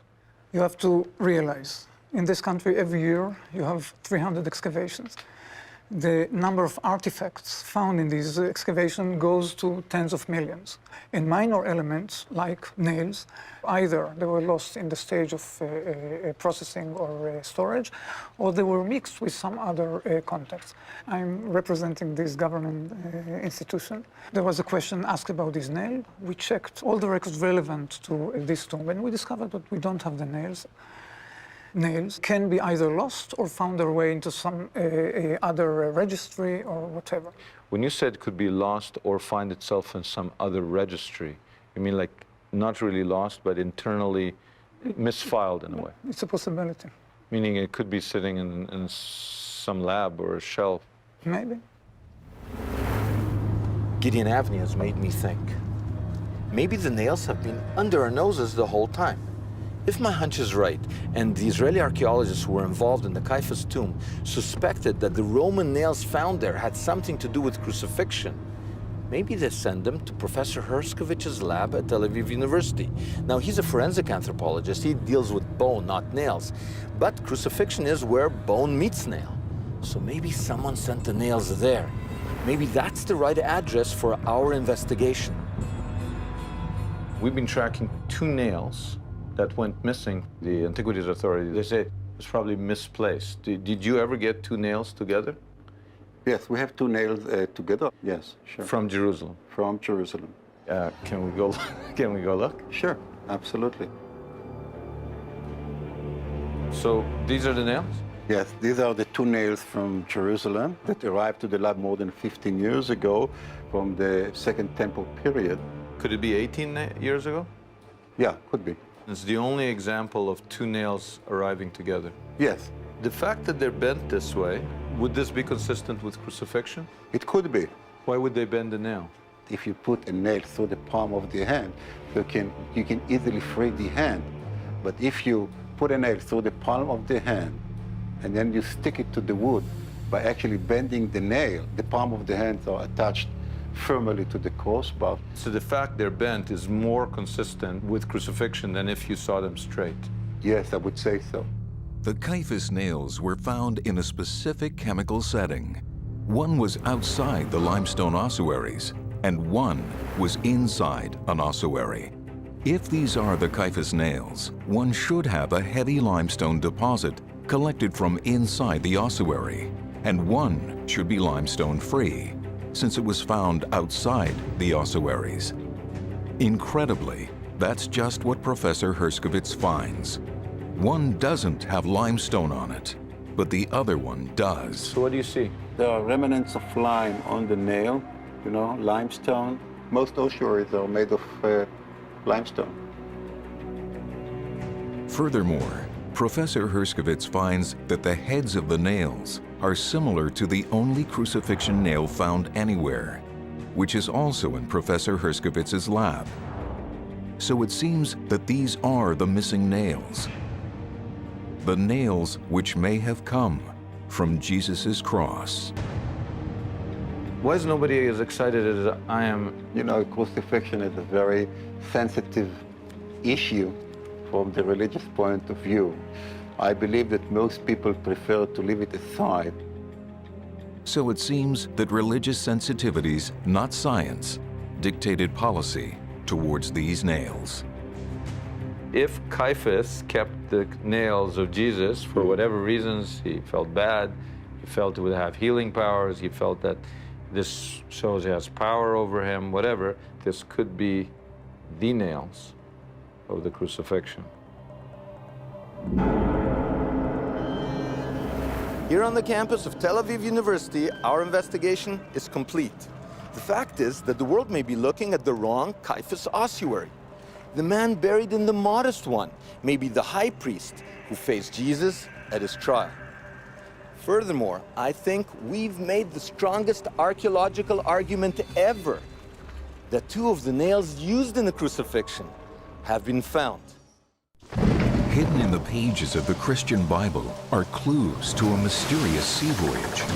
According to the Gospels, Jesus and his disciples traveled to a place called the land of the Gadarenes. Where is this place? Why did Jesus journey there? If the clues can be decoded, will a secret history finally be revealed? This is one of the secrets of Christianity, being unearthed by investigative journalist Simka Yakubovich. From deserts to tombs, from Rome to the Holy Land, Simka tracks down the truth behind historical myths, long-held beliefs, and some of the greatest biblical stories ever told. Behind me is a small lake in northern Israel known as the Sea of Galilee. According to Christian tradition, it's the location for one of the most dramatic episodes in Jesus' life. It's when he gets on a boat, encounters a big storm, exorcises a demon, and comes face to face with a mysterious people that the Gospels call the Gadarenes. Who are these people, and why did Jesus risk his life to get to them? You know what? I think we can buck 2,000 years of tradition and show that Jesus' voyage did not take place here. In fact, I think we can figure out exactly where he went to and why. More than that, I think we can take you to the land of the Gadarenes, and it's not across this lake. But before we do, let's look at the story as it's been told and understood for thousands of years. Almost 2,000 years of tradition says that Jesus' dramatic journey took place here, on the freshwater lake known as the Sea of Galilee, and that the land of the Gadarenes is somewhere on these shores. This is one of the most important stories in the Gospels because it's the only time that Jesus, a Jewish rabbi, ministers to non-Jews, setting the precedent for the Christian church. The story of the sea and the storm is highly important because it will basically draw the main theme of the entire gospel. And the main theme of the gospel is Jesus' message is to the entire world.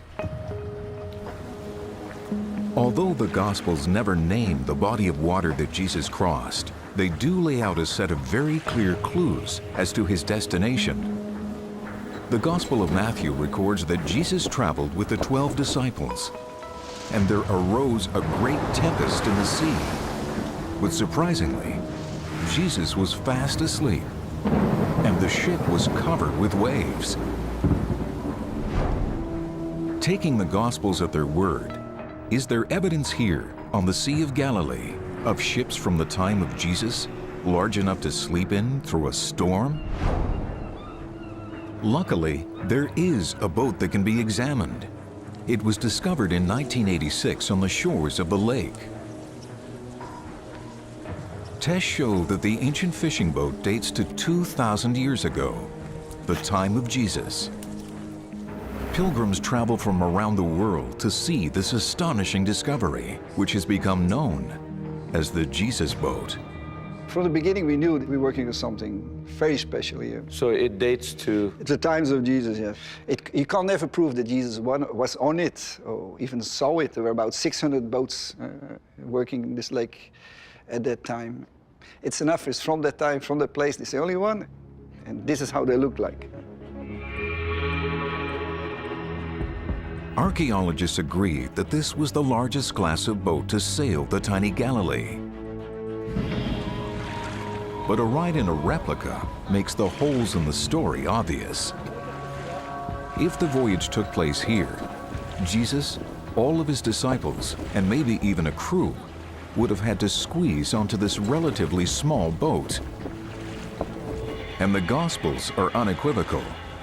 There was a great tempest. Waves crashed over the ship, and Jesus slept through the storm.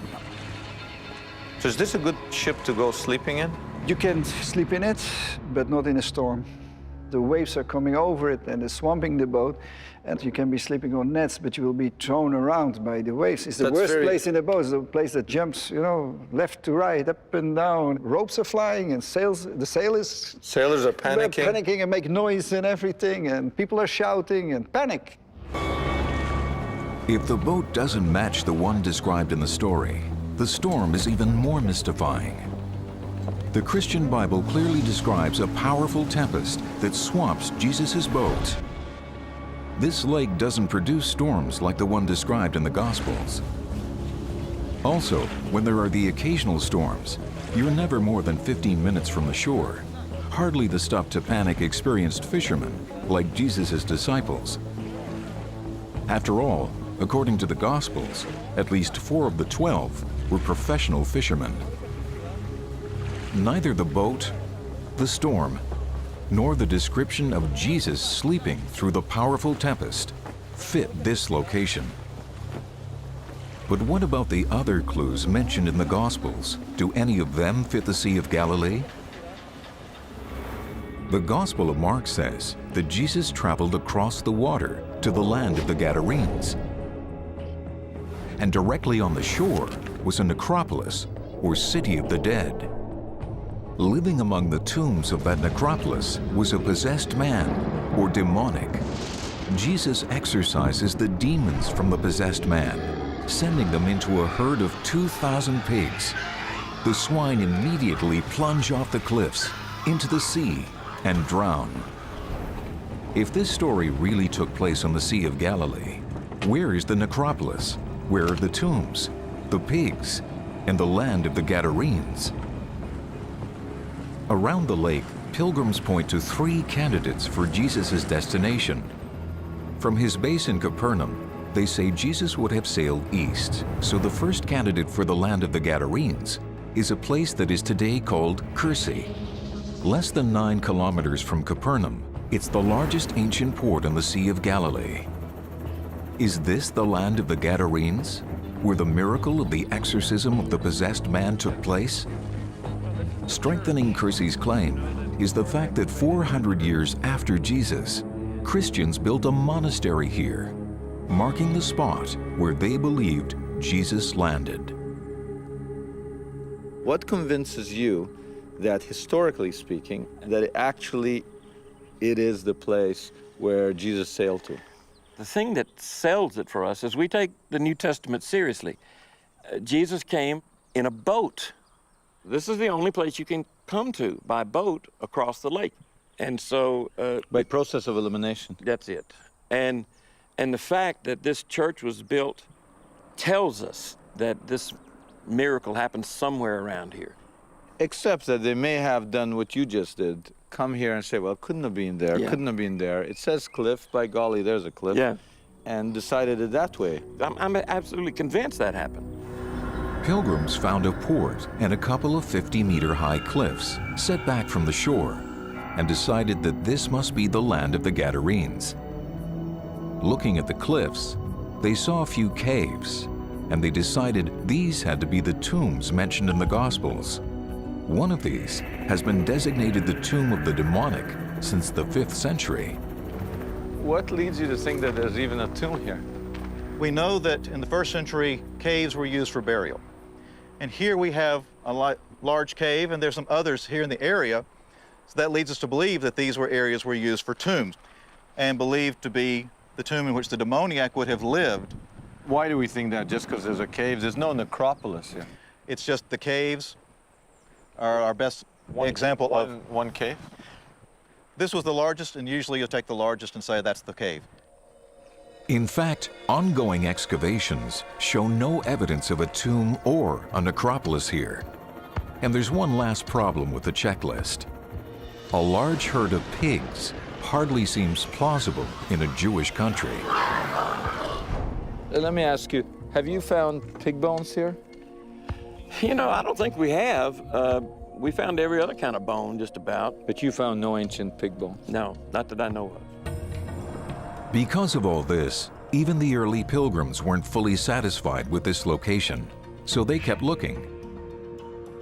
2 kilometers away, at a place called Hippos, they marked another site with a church, just in case the land of the Gadarenes was further inland. I'm standing at the site of ancient Hippos. You could see it's being excavated. It's not quite open to the public yet. It's literally being unearthed right now. And right over there, you see the Sea of Galilee. So this is one of the great candidates for where the miracle of the swine, the demonics, happened. But there's a problem. It's not on the sea. There are no cliffs right next to the water. There's no necropolis or city of the dead. So there's a lot of problems with it. The only part of Kürsi in Hippos that matches our checklist are the cliffs. But they are hardly impressive, and they're far from the water. And yet, there is one final candidate in this area for the land of the Gadarenes, one which attracts more pilgrims than any other. The reason for its popularity is that it's actually called Gadara. So this is the gate to Gadara? This is the gate of the 1st century AD to Gadara. So we're talking Jesus' time? Yeah, this is Jesus' time. When 5th century Christian pilgrims came here, they found a necropolis that suggested a connection to the Gospels and built a church over the most impressive tomb. The people who built this church believed that this could be the place of the man with the demons inside and the story with the pigs, and that Jesus came to this place and exorcised these demons. Here, the name of the city, the necropolis, the size of the tomb, and even the cliff-like escarpment suggests a match with the Gospels. But there is a problem. The Gospel of Mark explicitly says that the cliffs and the necropolis were right by the sea. But we're very far from the Sea of Galilee, right? That's right. It's a problem, of course, but you see, it's a miracle. And people just believed in this story. But it's a 6-kilometer hike. That's it. But you don't have to look word by word of this miracle. In fact, Gadara doesn't really match the story at all. It's not only far from the water, but there's no evidence of an ancient port anywhere at the southern end of the lake. Nowhere at all for Jesus to land. The necropolis at Gadara has no port, and the port at Kursi has no necropolis. Hippos doesn't match at all, and the Sea of Galilee is too small. The boat too small. The destinations are too close. Nothing in this story matches with this Holy Land location. So if Jesus didn't cross the Sea of Galilee, what body of water did he cross? Where did he go and why? Interestingly, at the time of Jesus, there was one other city named Gadara, not on the Sea of Galilee, but far, far away across the Mediterranean in southern Spain. The Gospels tell us that Jesus embarked on a sea voyage to a mysterious place called the Land of the Gadarenes. Most people place the Gadarenes somewhere on the Sea of Galilee, but as we've seen, nothing, absolutely nothing here fits that story. So where did Jesus go and why? To answer those questions, Simca heads to Jerusalem to look at an original Greek version of the Gospel of Luke. Of the three Gospels that mention the voyage, Luke is the earliest, because it relies on an even earlier version that scholars call the Q source. In the library of the Rockefeller Museum, he meets biblical scholar James Tabor, and together they find that Jesus does give a clue as to what his mission was all about. We're going back to the original Greek. Original Greek, but also the original Greek of what we call the Q source. Now, the Q source is now in Luke. It's embedded in Luke. Meaning there's a source before the Gospels that he had. That's that Luke embedded had. in. And it's the earliest collection of the sayings of Jesus. So I've got a page of Luke here, and it's the best one. And it says, he begins to say to them, an evil generation seeks a sign. So this is the Greek word for sign? Yeah. And it's what? It's semeion. And then he just makes this absolutely declarative statement. There will be no sign given, but the sign of Yonah. There's Yonah. I see Yonah, Now, a lot of people, when they read this, they say, oh, but I know what the sign of Jonah is. That's that Jesus would be in the tomb 3 days and 3 nights like Jonah was in the belly of the fish. But this text doesn't say that. That's very important. He's talking code. He says, you're evil for wanting a sign, but you're going to get a sign. You're going to get the sign of Jonah. So the code here is sign of Jonah. In other words, and it doesn't mean the sign of Jonah, meaning a sign that Jonah gave. It means Jonah is the sign. So whatever Jonah did in his time. That's what you would look at to decode the sign. Right. Let's look at what Jonah did. The prophet Jonah is best known for a sea journey gone bad. After surviving a storm, Jonah ends up in the belly of a whale or a great fish. Is Jesus telling us that he's following in the wake of the prophet Jonah, who undertook a sea voyage some 700 years earlier? After all, Jonah was in a storm. Jesus was in a storm. Jonah fell asleep during the storm, and so did Jesus. Jonah quelled the storm. Jesus quelled the storm. What if Jesus is telling us that whatever mission Jonah was on, Jesus was on the same mission? If we're going to rediscover the lost voyage of Jesus, we have to trace the journey of Jonah. And that journey had nothing to do with the tiny lake of Galilee. Jonah's voyage began in the ancient Mediterranean port of Jaffa in the land of Israel. Can it be that by following Jonah, Jesus began his journey in the port of Jaffa and sailed across the Mediterranean? We shouldn't assume that people in this period didn't travel all the way to France and Spain. It was done all the time, especially by seafaring people and military people. So we tend to think of Jesus as this quaint guy who just walked around the lake all day and talked to fishermen. But here we have this story that doesn't seem to fit a little lake in a storm. And essentially he says in Greek, let's go across. He doesn't call it a lake. it says he gets into the boat, and that's when he falls asleep in the stern. And there's this, he says, a great storm. And then he says, and he went across the thalassa. Thalassa is not the word for lake. Now all these words, you say, well, it could mean lake, it could mean ocean. But it's the normal word for sea. If Jesus' journey began here in the port of Jaffa, and he was following in Jonah's footsteps, it's clear where he would have been heading. The Bible tells us that Jonah was heading to a place called Tarshish. Scholars generally agree that Tarshish is ancient Tartessos in southern Spain, somewhere beyond the Straits of Gibraltar. The area called Tarshish in Jonah's time was called Gadara in Jesus' time.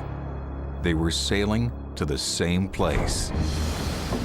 The details provided in the Gospels suddenly make sense. On the Mediterranean Sea, ships have always been large enough to fall asleep in during a storm. If Jesus and his disciples were sailing towards ancient Gadara, now modern Cadiz, then there should be impressive cliffs here, traditions of demonics, a pig-centered culture, and finally, a necropolis by the sea. On the way to ancient Gadara, one must first pass through the Straits of Gibraltar. Gibraltar is famous for some of the most remarkable cliffs in the world. Rounding the southern tip of Spain, ships sail into the waters of Cadiz, ancient Gadara. Today, Cadiz sits on a peninsula. However, geologists tell us that in Jesus' time, before it silted up, Gadara was situated on a large island, part of an archipelago of islands located at the very edge of the known world. Matching the Gospels, this area is world famous for the black Iberian pig. For more than 2,000 years, these animals have been the mainstay of the local diet. And the most famous festival here is the annual carnival. Incredibly, once again matching the Gospels, the central figure of the celebration is a demonic. According to the Gospels, the demonic lived in a tomb in a necropolis by the sea. Have any tombs been discovered under the streets of modern Cadiz? In fact, there have been, and they contained some of the most magnificent marble coffins found anywhere in the world. But what about the necropolis that once housed such breathtaking coffins? Have any of the tombs survived? A site just a few kilometers inland from Cadiz may hold the answer. Y últimamente, a través del estudio de unas fotografías aéreas, hemos podido ver el lugar donde se hacían los barcos, donde se guardaban las mercancías. Esta es una ciudad portuaria. Tenemos un puerto que no hay nada parecido en todo el Mediterráneo. According to Professor Mata, Dona Blanca was the ancient port of Cadiz. Geological research shows that 2,000 years ago, instead of flatlands, there was a rocky shore here and a sharp drop-off around the ruined city. There were cliffs like the ones described in the Gospels, and there were tombs, lots of tombs. Está la ciudad, que es donde estamos ahora, a la espalda. La necrópolis es una necrópolis enorme, son 2 millones de metros cuadrados. Ahí, en el siglo I, veía una ciudad pequeña y llena de tumbas, muchas tumbas, miles de tumbas, lo que se pueda ver en su día, que se vería con árboles, se verían las tumbas, el agua corría seguramente, era una estructura de jardín, de paraíso, ¿no? Necrópolis. Eso lo vería, pues no estando en uso, evidentemente, y las tumbas abandonadas. If Jesus sailed into this necropolis, he might have seen an abandoned burial site, a demonic living in an ancient tomb, and swine grazing among the trees. But of the 5,000 tombs found here, only one has been excavated. Professor Mata agrees to take Simca to it. This excavation has never been filmed or published. The tomb conforms to the traditions of the early Canaanites and Israelites. In a Spanish context, scholars call these people Phoenicians. Clearly, this tomb is big enough for a demonic to live in. In fact, Professor Mata has a surprise for Simca.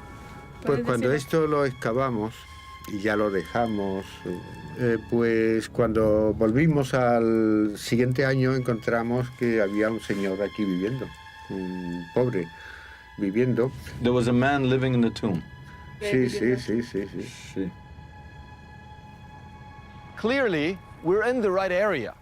We seem to be in the general area described by the Gospels as the goal of Jesus' journey.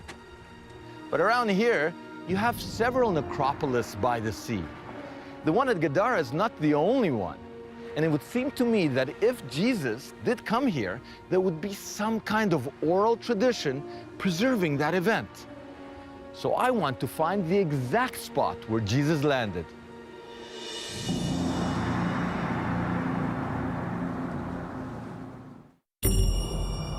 Simca believes the area of Cadiz, called Gadara in ancient times, is the land of the Gadarenes mentioned in the Christian Bible. He also believes that this was Jesus' destination when he embarked on the sea voyage recounted in the Gospels.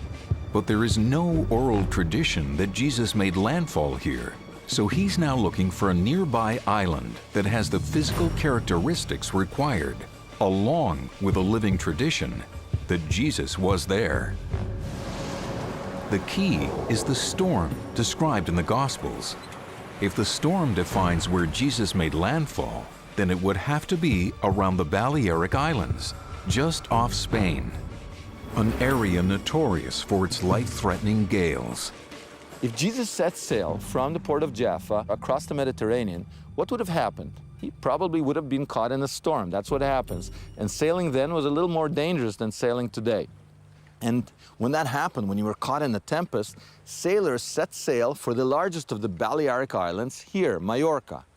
And if you came into this safe harbor, or one like it, you're confronted with cliffs on the one hand, that's the geology of the place, but the culture of the place is cities of the dead, dwellings of the dead, tombs. As in nearby Cadiz, the geography of this area fits the story in the Gospels. As in Cadiz, the people here buried their dead on the beaches in tombs large enough for the living to take refuge in. Like the necropolis just outside Cadiz, this necropolis was already 700 years old by the time Jesus was born. If Jesus did come here, some of his first followers, all of them from Israel and all of them Jewish, would have followed in his footsteps after the crucifixion. But is there any hard archaeology linking this island with those early Hebrew-speaking followers of Jesus? Hidden away in a corner of the Archaeological Museum of Majorca, there are 3 lead Hebrew-inscribed anchors found in a Christian necropolis. Anchors are perhaps the earliest Christian symbols. Someone was literally buried with them. Ah, that's really heavy. Y aparecieron en un contexto de necrópolis. ¿Necrópolis? Sí. Se llaman paleocristianos porque son los más antiguos que están documentados que tuvieran presencia en la isla. Y que las 3 llevan una inscripción en alfabeto hebreo. The Hebrew inscription names the man buried with these anchors. He was called Samuel, son of Hanai. Suddenly, Simca notices something. I have a surprise for you. There's more inscriptions here, more ancient inscriptions. See here? I see here, this looks like either an aleph or a mem. This is a shin. Let me get this straight. Somebody was buried with us? Sí. Las lápidas fueron halladas sobre una sepultura, con el cuerpo orientado hacia Jerusalén. Simca's discovery draws the attention of the head curator of the museum. This is our Yehusha. It may say from Jerusalem. Have you ever seen this before? No, never. We've discovered a new inscription. That's right. Right in the place where Jesus would have had to take shelter if he was caught in a Mediterranean storm, Simca has tracked down a 2nd century Jewish Christian burial that is commemorated with anchors. He's also discovered an inscription that seems to point to Jerusalem, the center of the Jewish Christian movement after the crucifixion. These anchors could be archaeological evidence that Jesus' earliest Hebrew followers lived in Majorca. But is there any tradition or physical evidence that Jesus actually set foot on this island? Incredibly, all it takes is a question to the driver to reveal that there is a local tradition claiming that Jesus came here and left his footprint as a permanent reminder of his voyage to Majorca. There's a little sign here, Ermita de Bethlehem. Yeah, right. You know what is Ermita? Ermita is a holy place. It used to be a place for pilgrimage. Yeah, Pilgrimage? It's a sort of pilgrimage place. You're kidding. Simca's driver takes him to the footprint that locals treat with veneration. Mira, mis abuelos, cuando yo era pequeño, mis abuelos cuando me llevaban a Bonán, siempre me hacían pisar hacia que la gente decían que ahí está la marca de cuando Jesús vino a visitar a la Virgen, que había esta piedra aquí.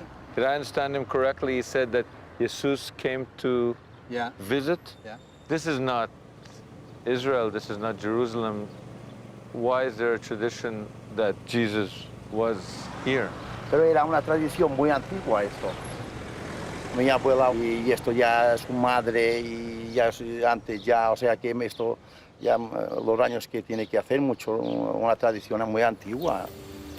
It seems clear that Majorca was an early Christian colony. The evidence suggests that Jesus himself may have journeyed here. Does this island preserve a lost tradition?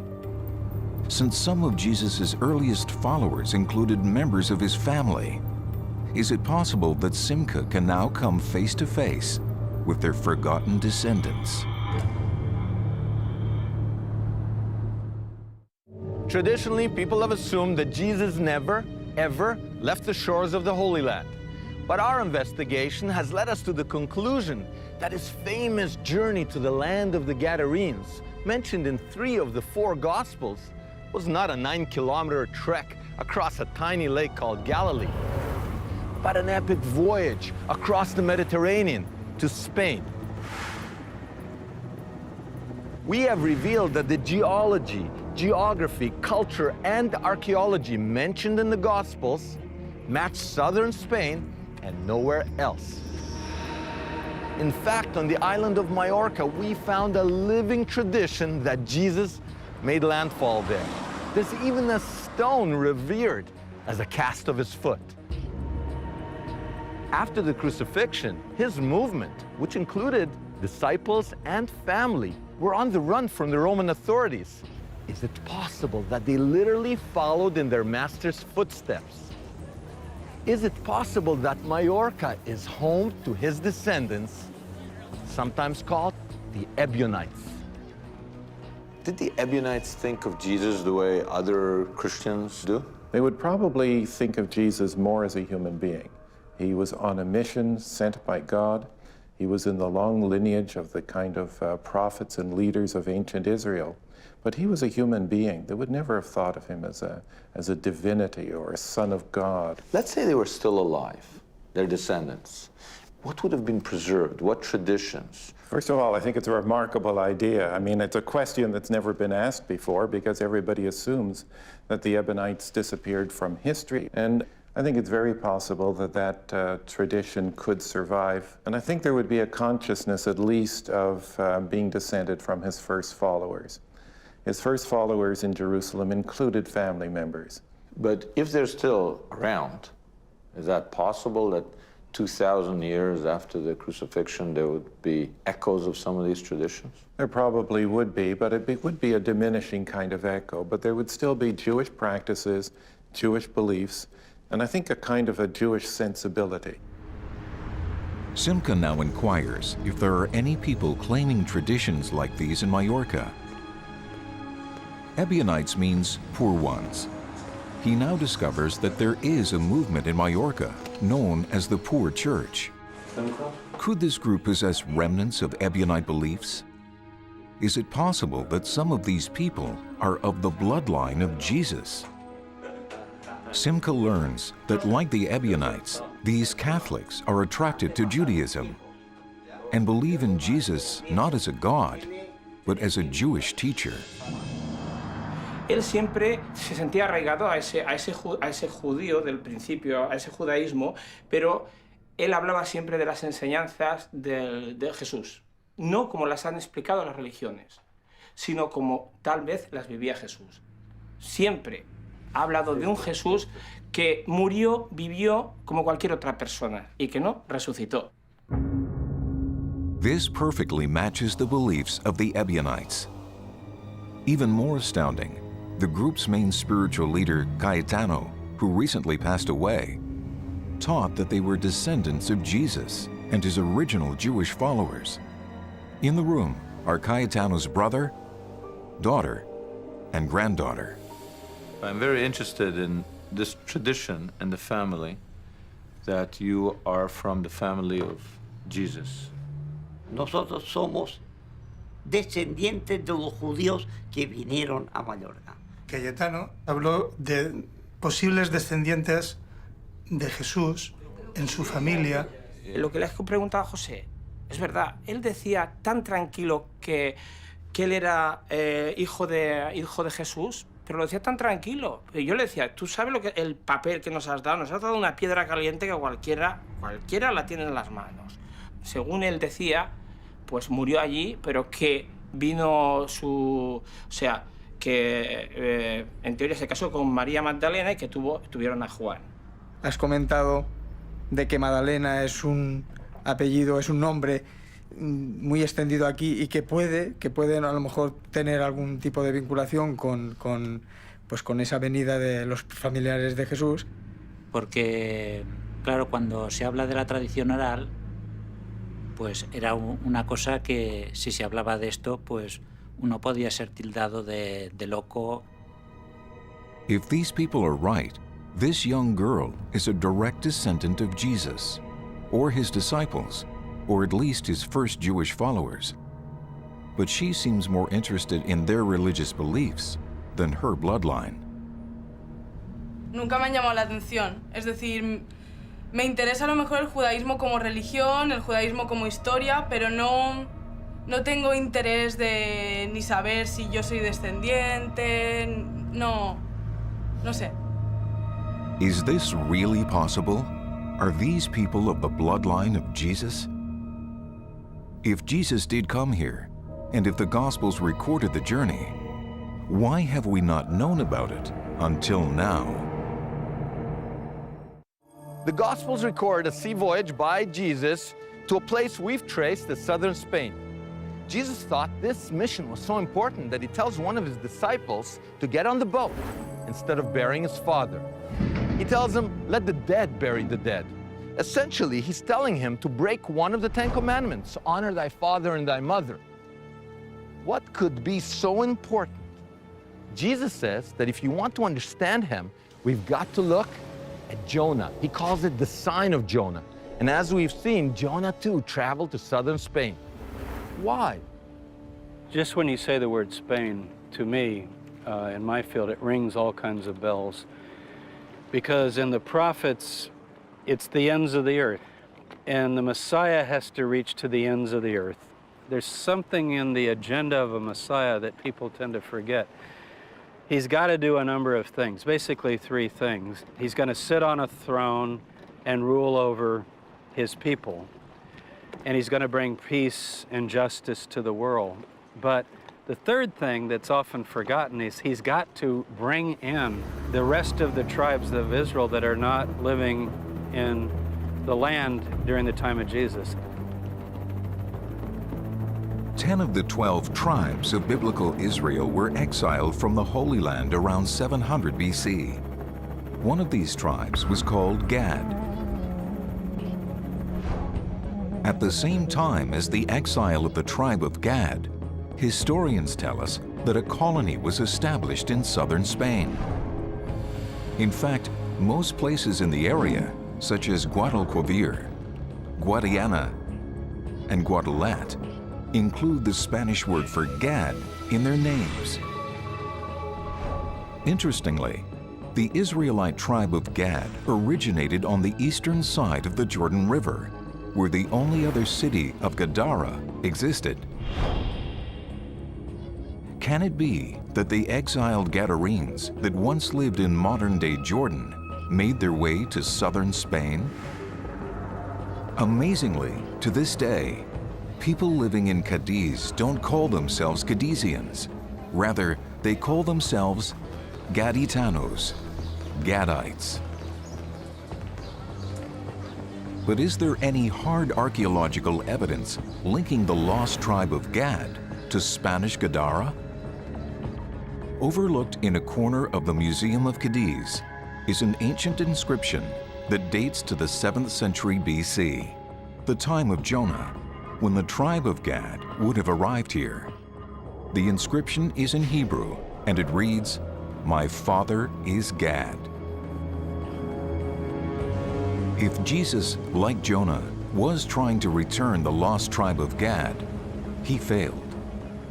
The Gospels tell us that the Gadarenes asked him to get back on his ship and go back where he came from. It seems that when the Gospel writers set this story to paper, they removed some important details. They shrouded the land of the Gadarenes in mystery, leading pilgrims to situate it in the Galilee, a place where it doesn't belong. Could it be that the big secret of the trip to Gadara is that actually Jesus failed? Because the Gadarenes clearly say, get back on that boat and get out of here. He does say that he was only sent to the lost sheep of the house of Israel. Fish and sheep are the two images of the lost tribes. I'll raise a shepherd and he'll bring back the lost sheep, tell stories about lost sheep, and then fishing, pulling fish in.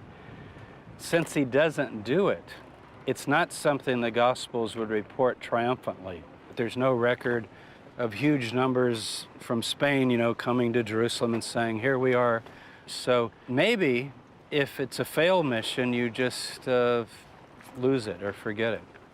Whether it's conscious or unconscious, I don't know. If it was a failed mission, that would explain why the story has been lost. It would also suggest that his closest followers would have expected the second coming to occur in Spain. They would have expected him to succeed where he had once failed. Perhaps that's why James, son of Zebedee, one of the 12 disciples, followed in Jesus' footsteps. He went to Spain, and tradition holds he was buried there, making Santiago de Compostela the third most important pilgrimage destination in all of Christendom. And what about Paul? It may surprise people to learn that Paul was also determined to go to Spain. Romans 15:24 states explicitly that Paul was on his way to Spain, and the earliest evidence outside the Christian Bible suggests that he got there. The tribe of Gad did not sail to the Holy Land with Jesus. Nonetheless, it seems that Jesus' most intimate followers believed that the second coming would only happen when the Gadites, the Gadarenes of the Gospels, rejoined the Jewish people.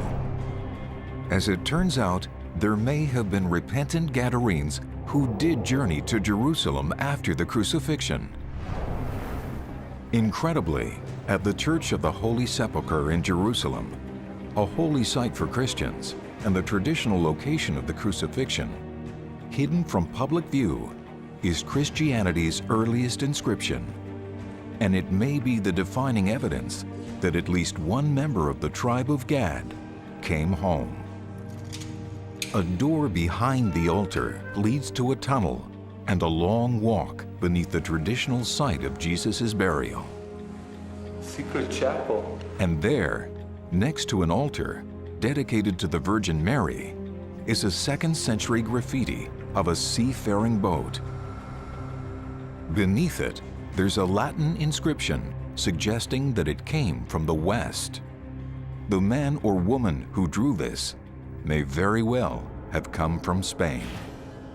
What we can see here is a boat where you can see the mast. The sails are in red, very difficult to see. You can see the oars, you can see the steering tail. You've got everything here. I see here a pilgrim coming from the western part of the empire. It can be as far as Spain. He says two things. First of all, see how I came here, by boat. But the most important, the most significant thing is the inscription which says Domine Ivimus, in Latin, which means, "O Lord, we have come."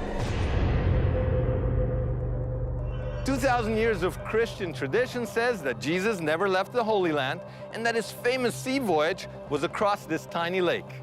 I think we've made a powerful case that this is not where the voyage took place. It took place across the Mediterranean. He didn't go to modern-day Jordan, he went to modern-day Spain. He went there to fulfill his messianic, his Messiah agenda, to bring the lost tribe of Gad home to the land of Israel. Ironically, the tribe of Gad did not follow him to the Holy Land. But after the crucifixion, it seems that one group of Gadites did finally make the voyage.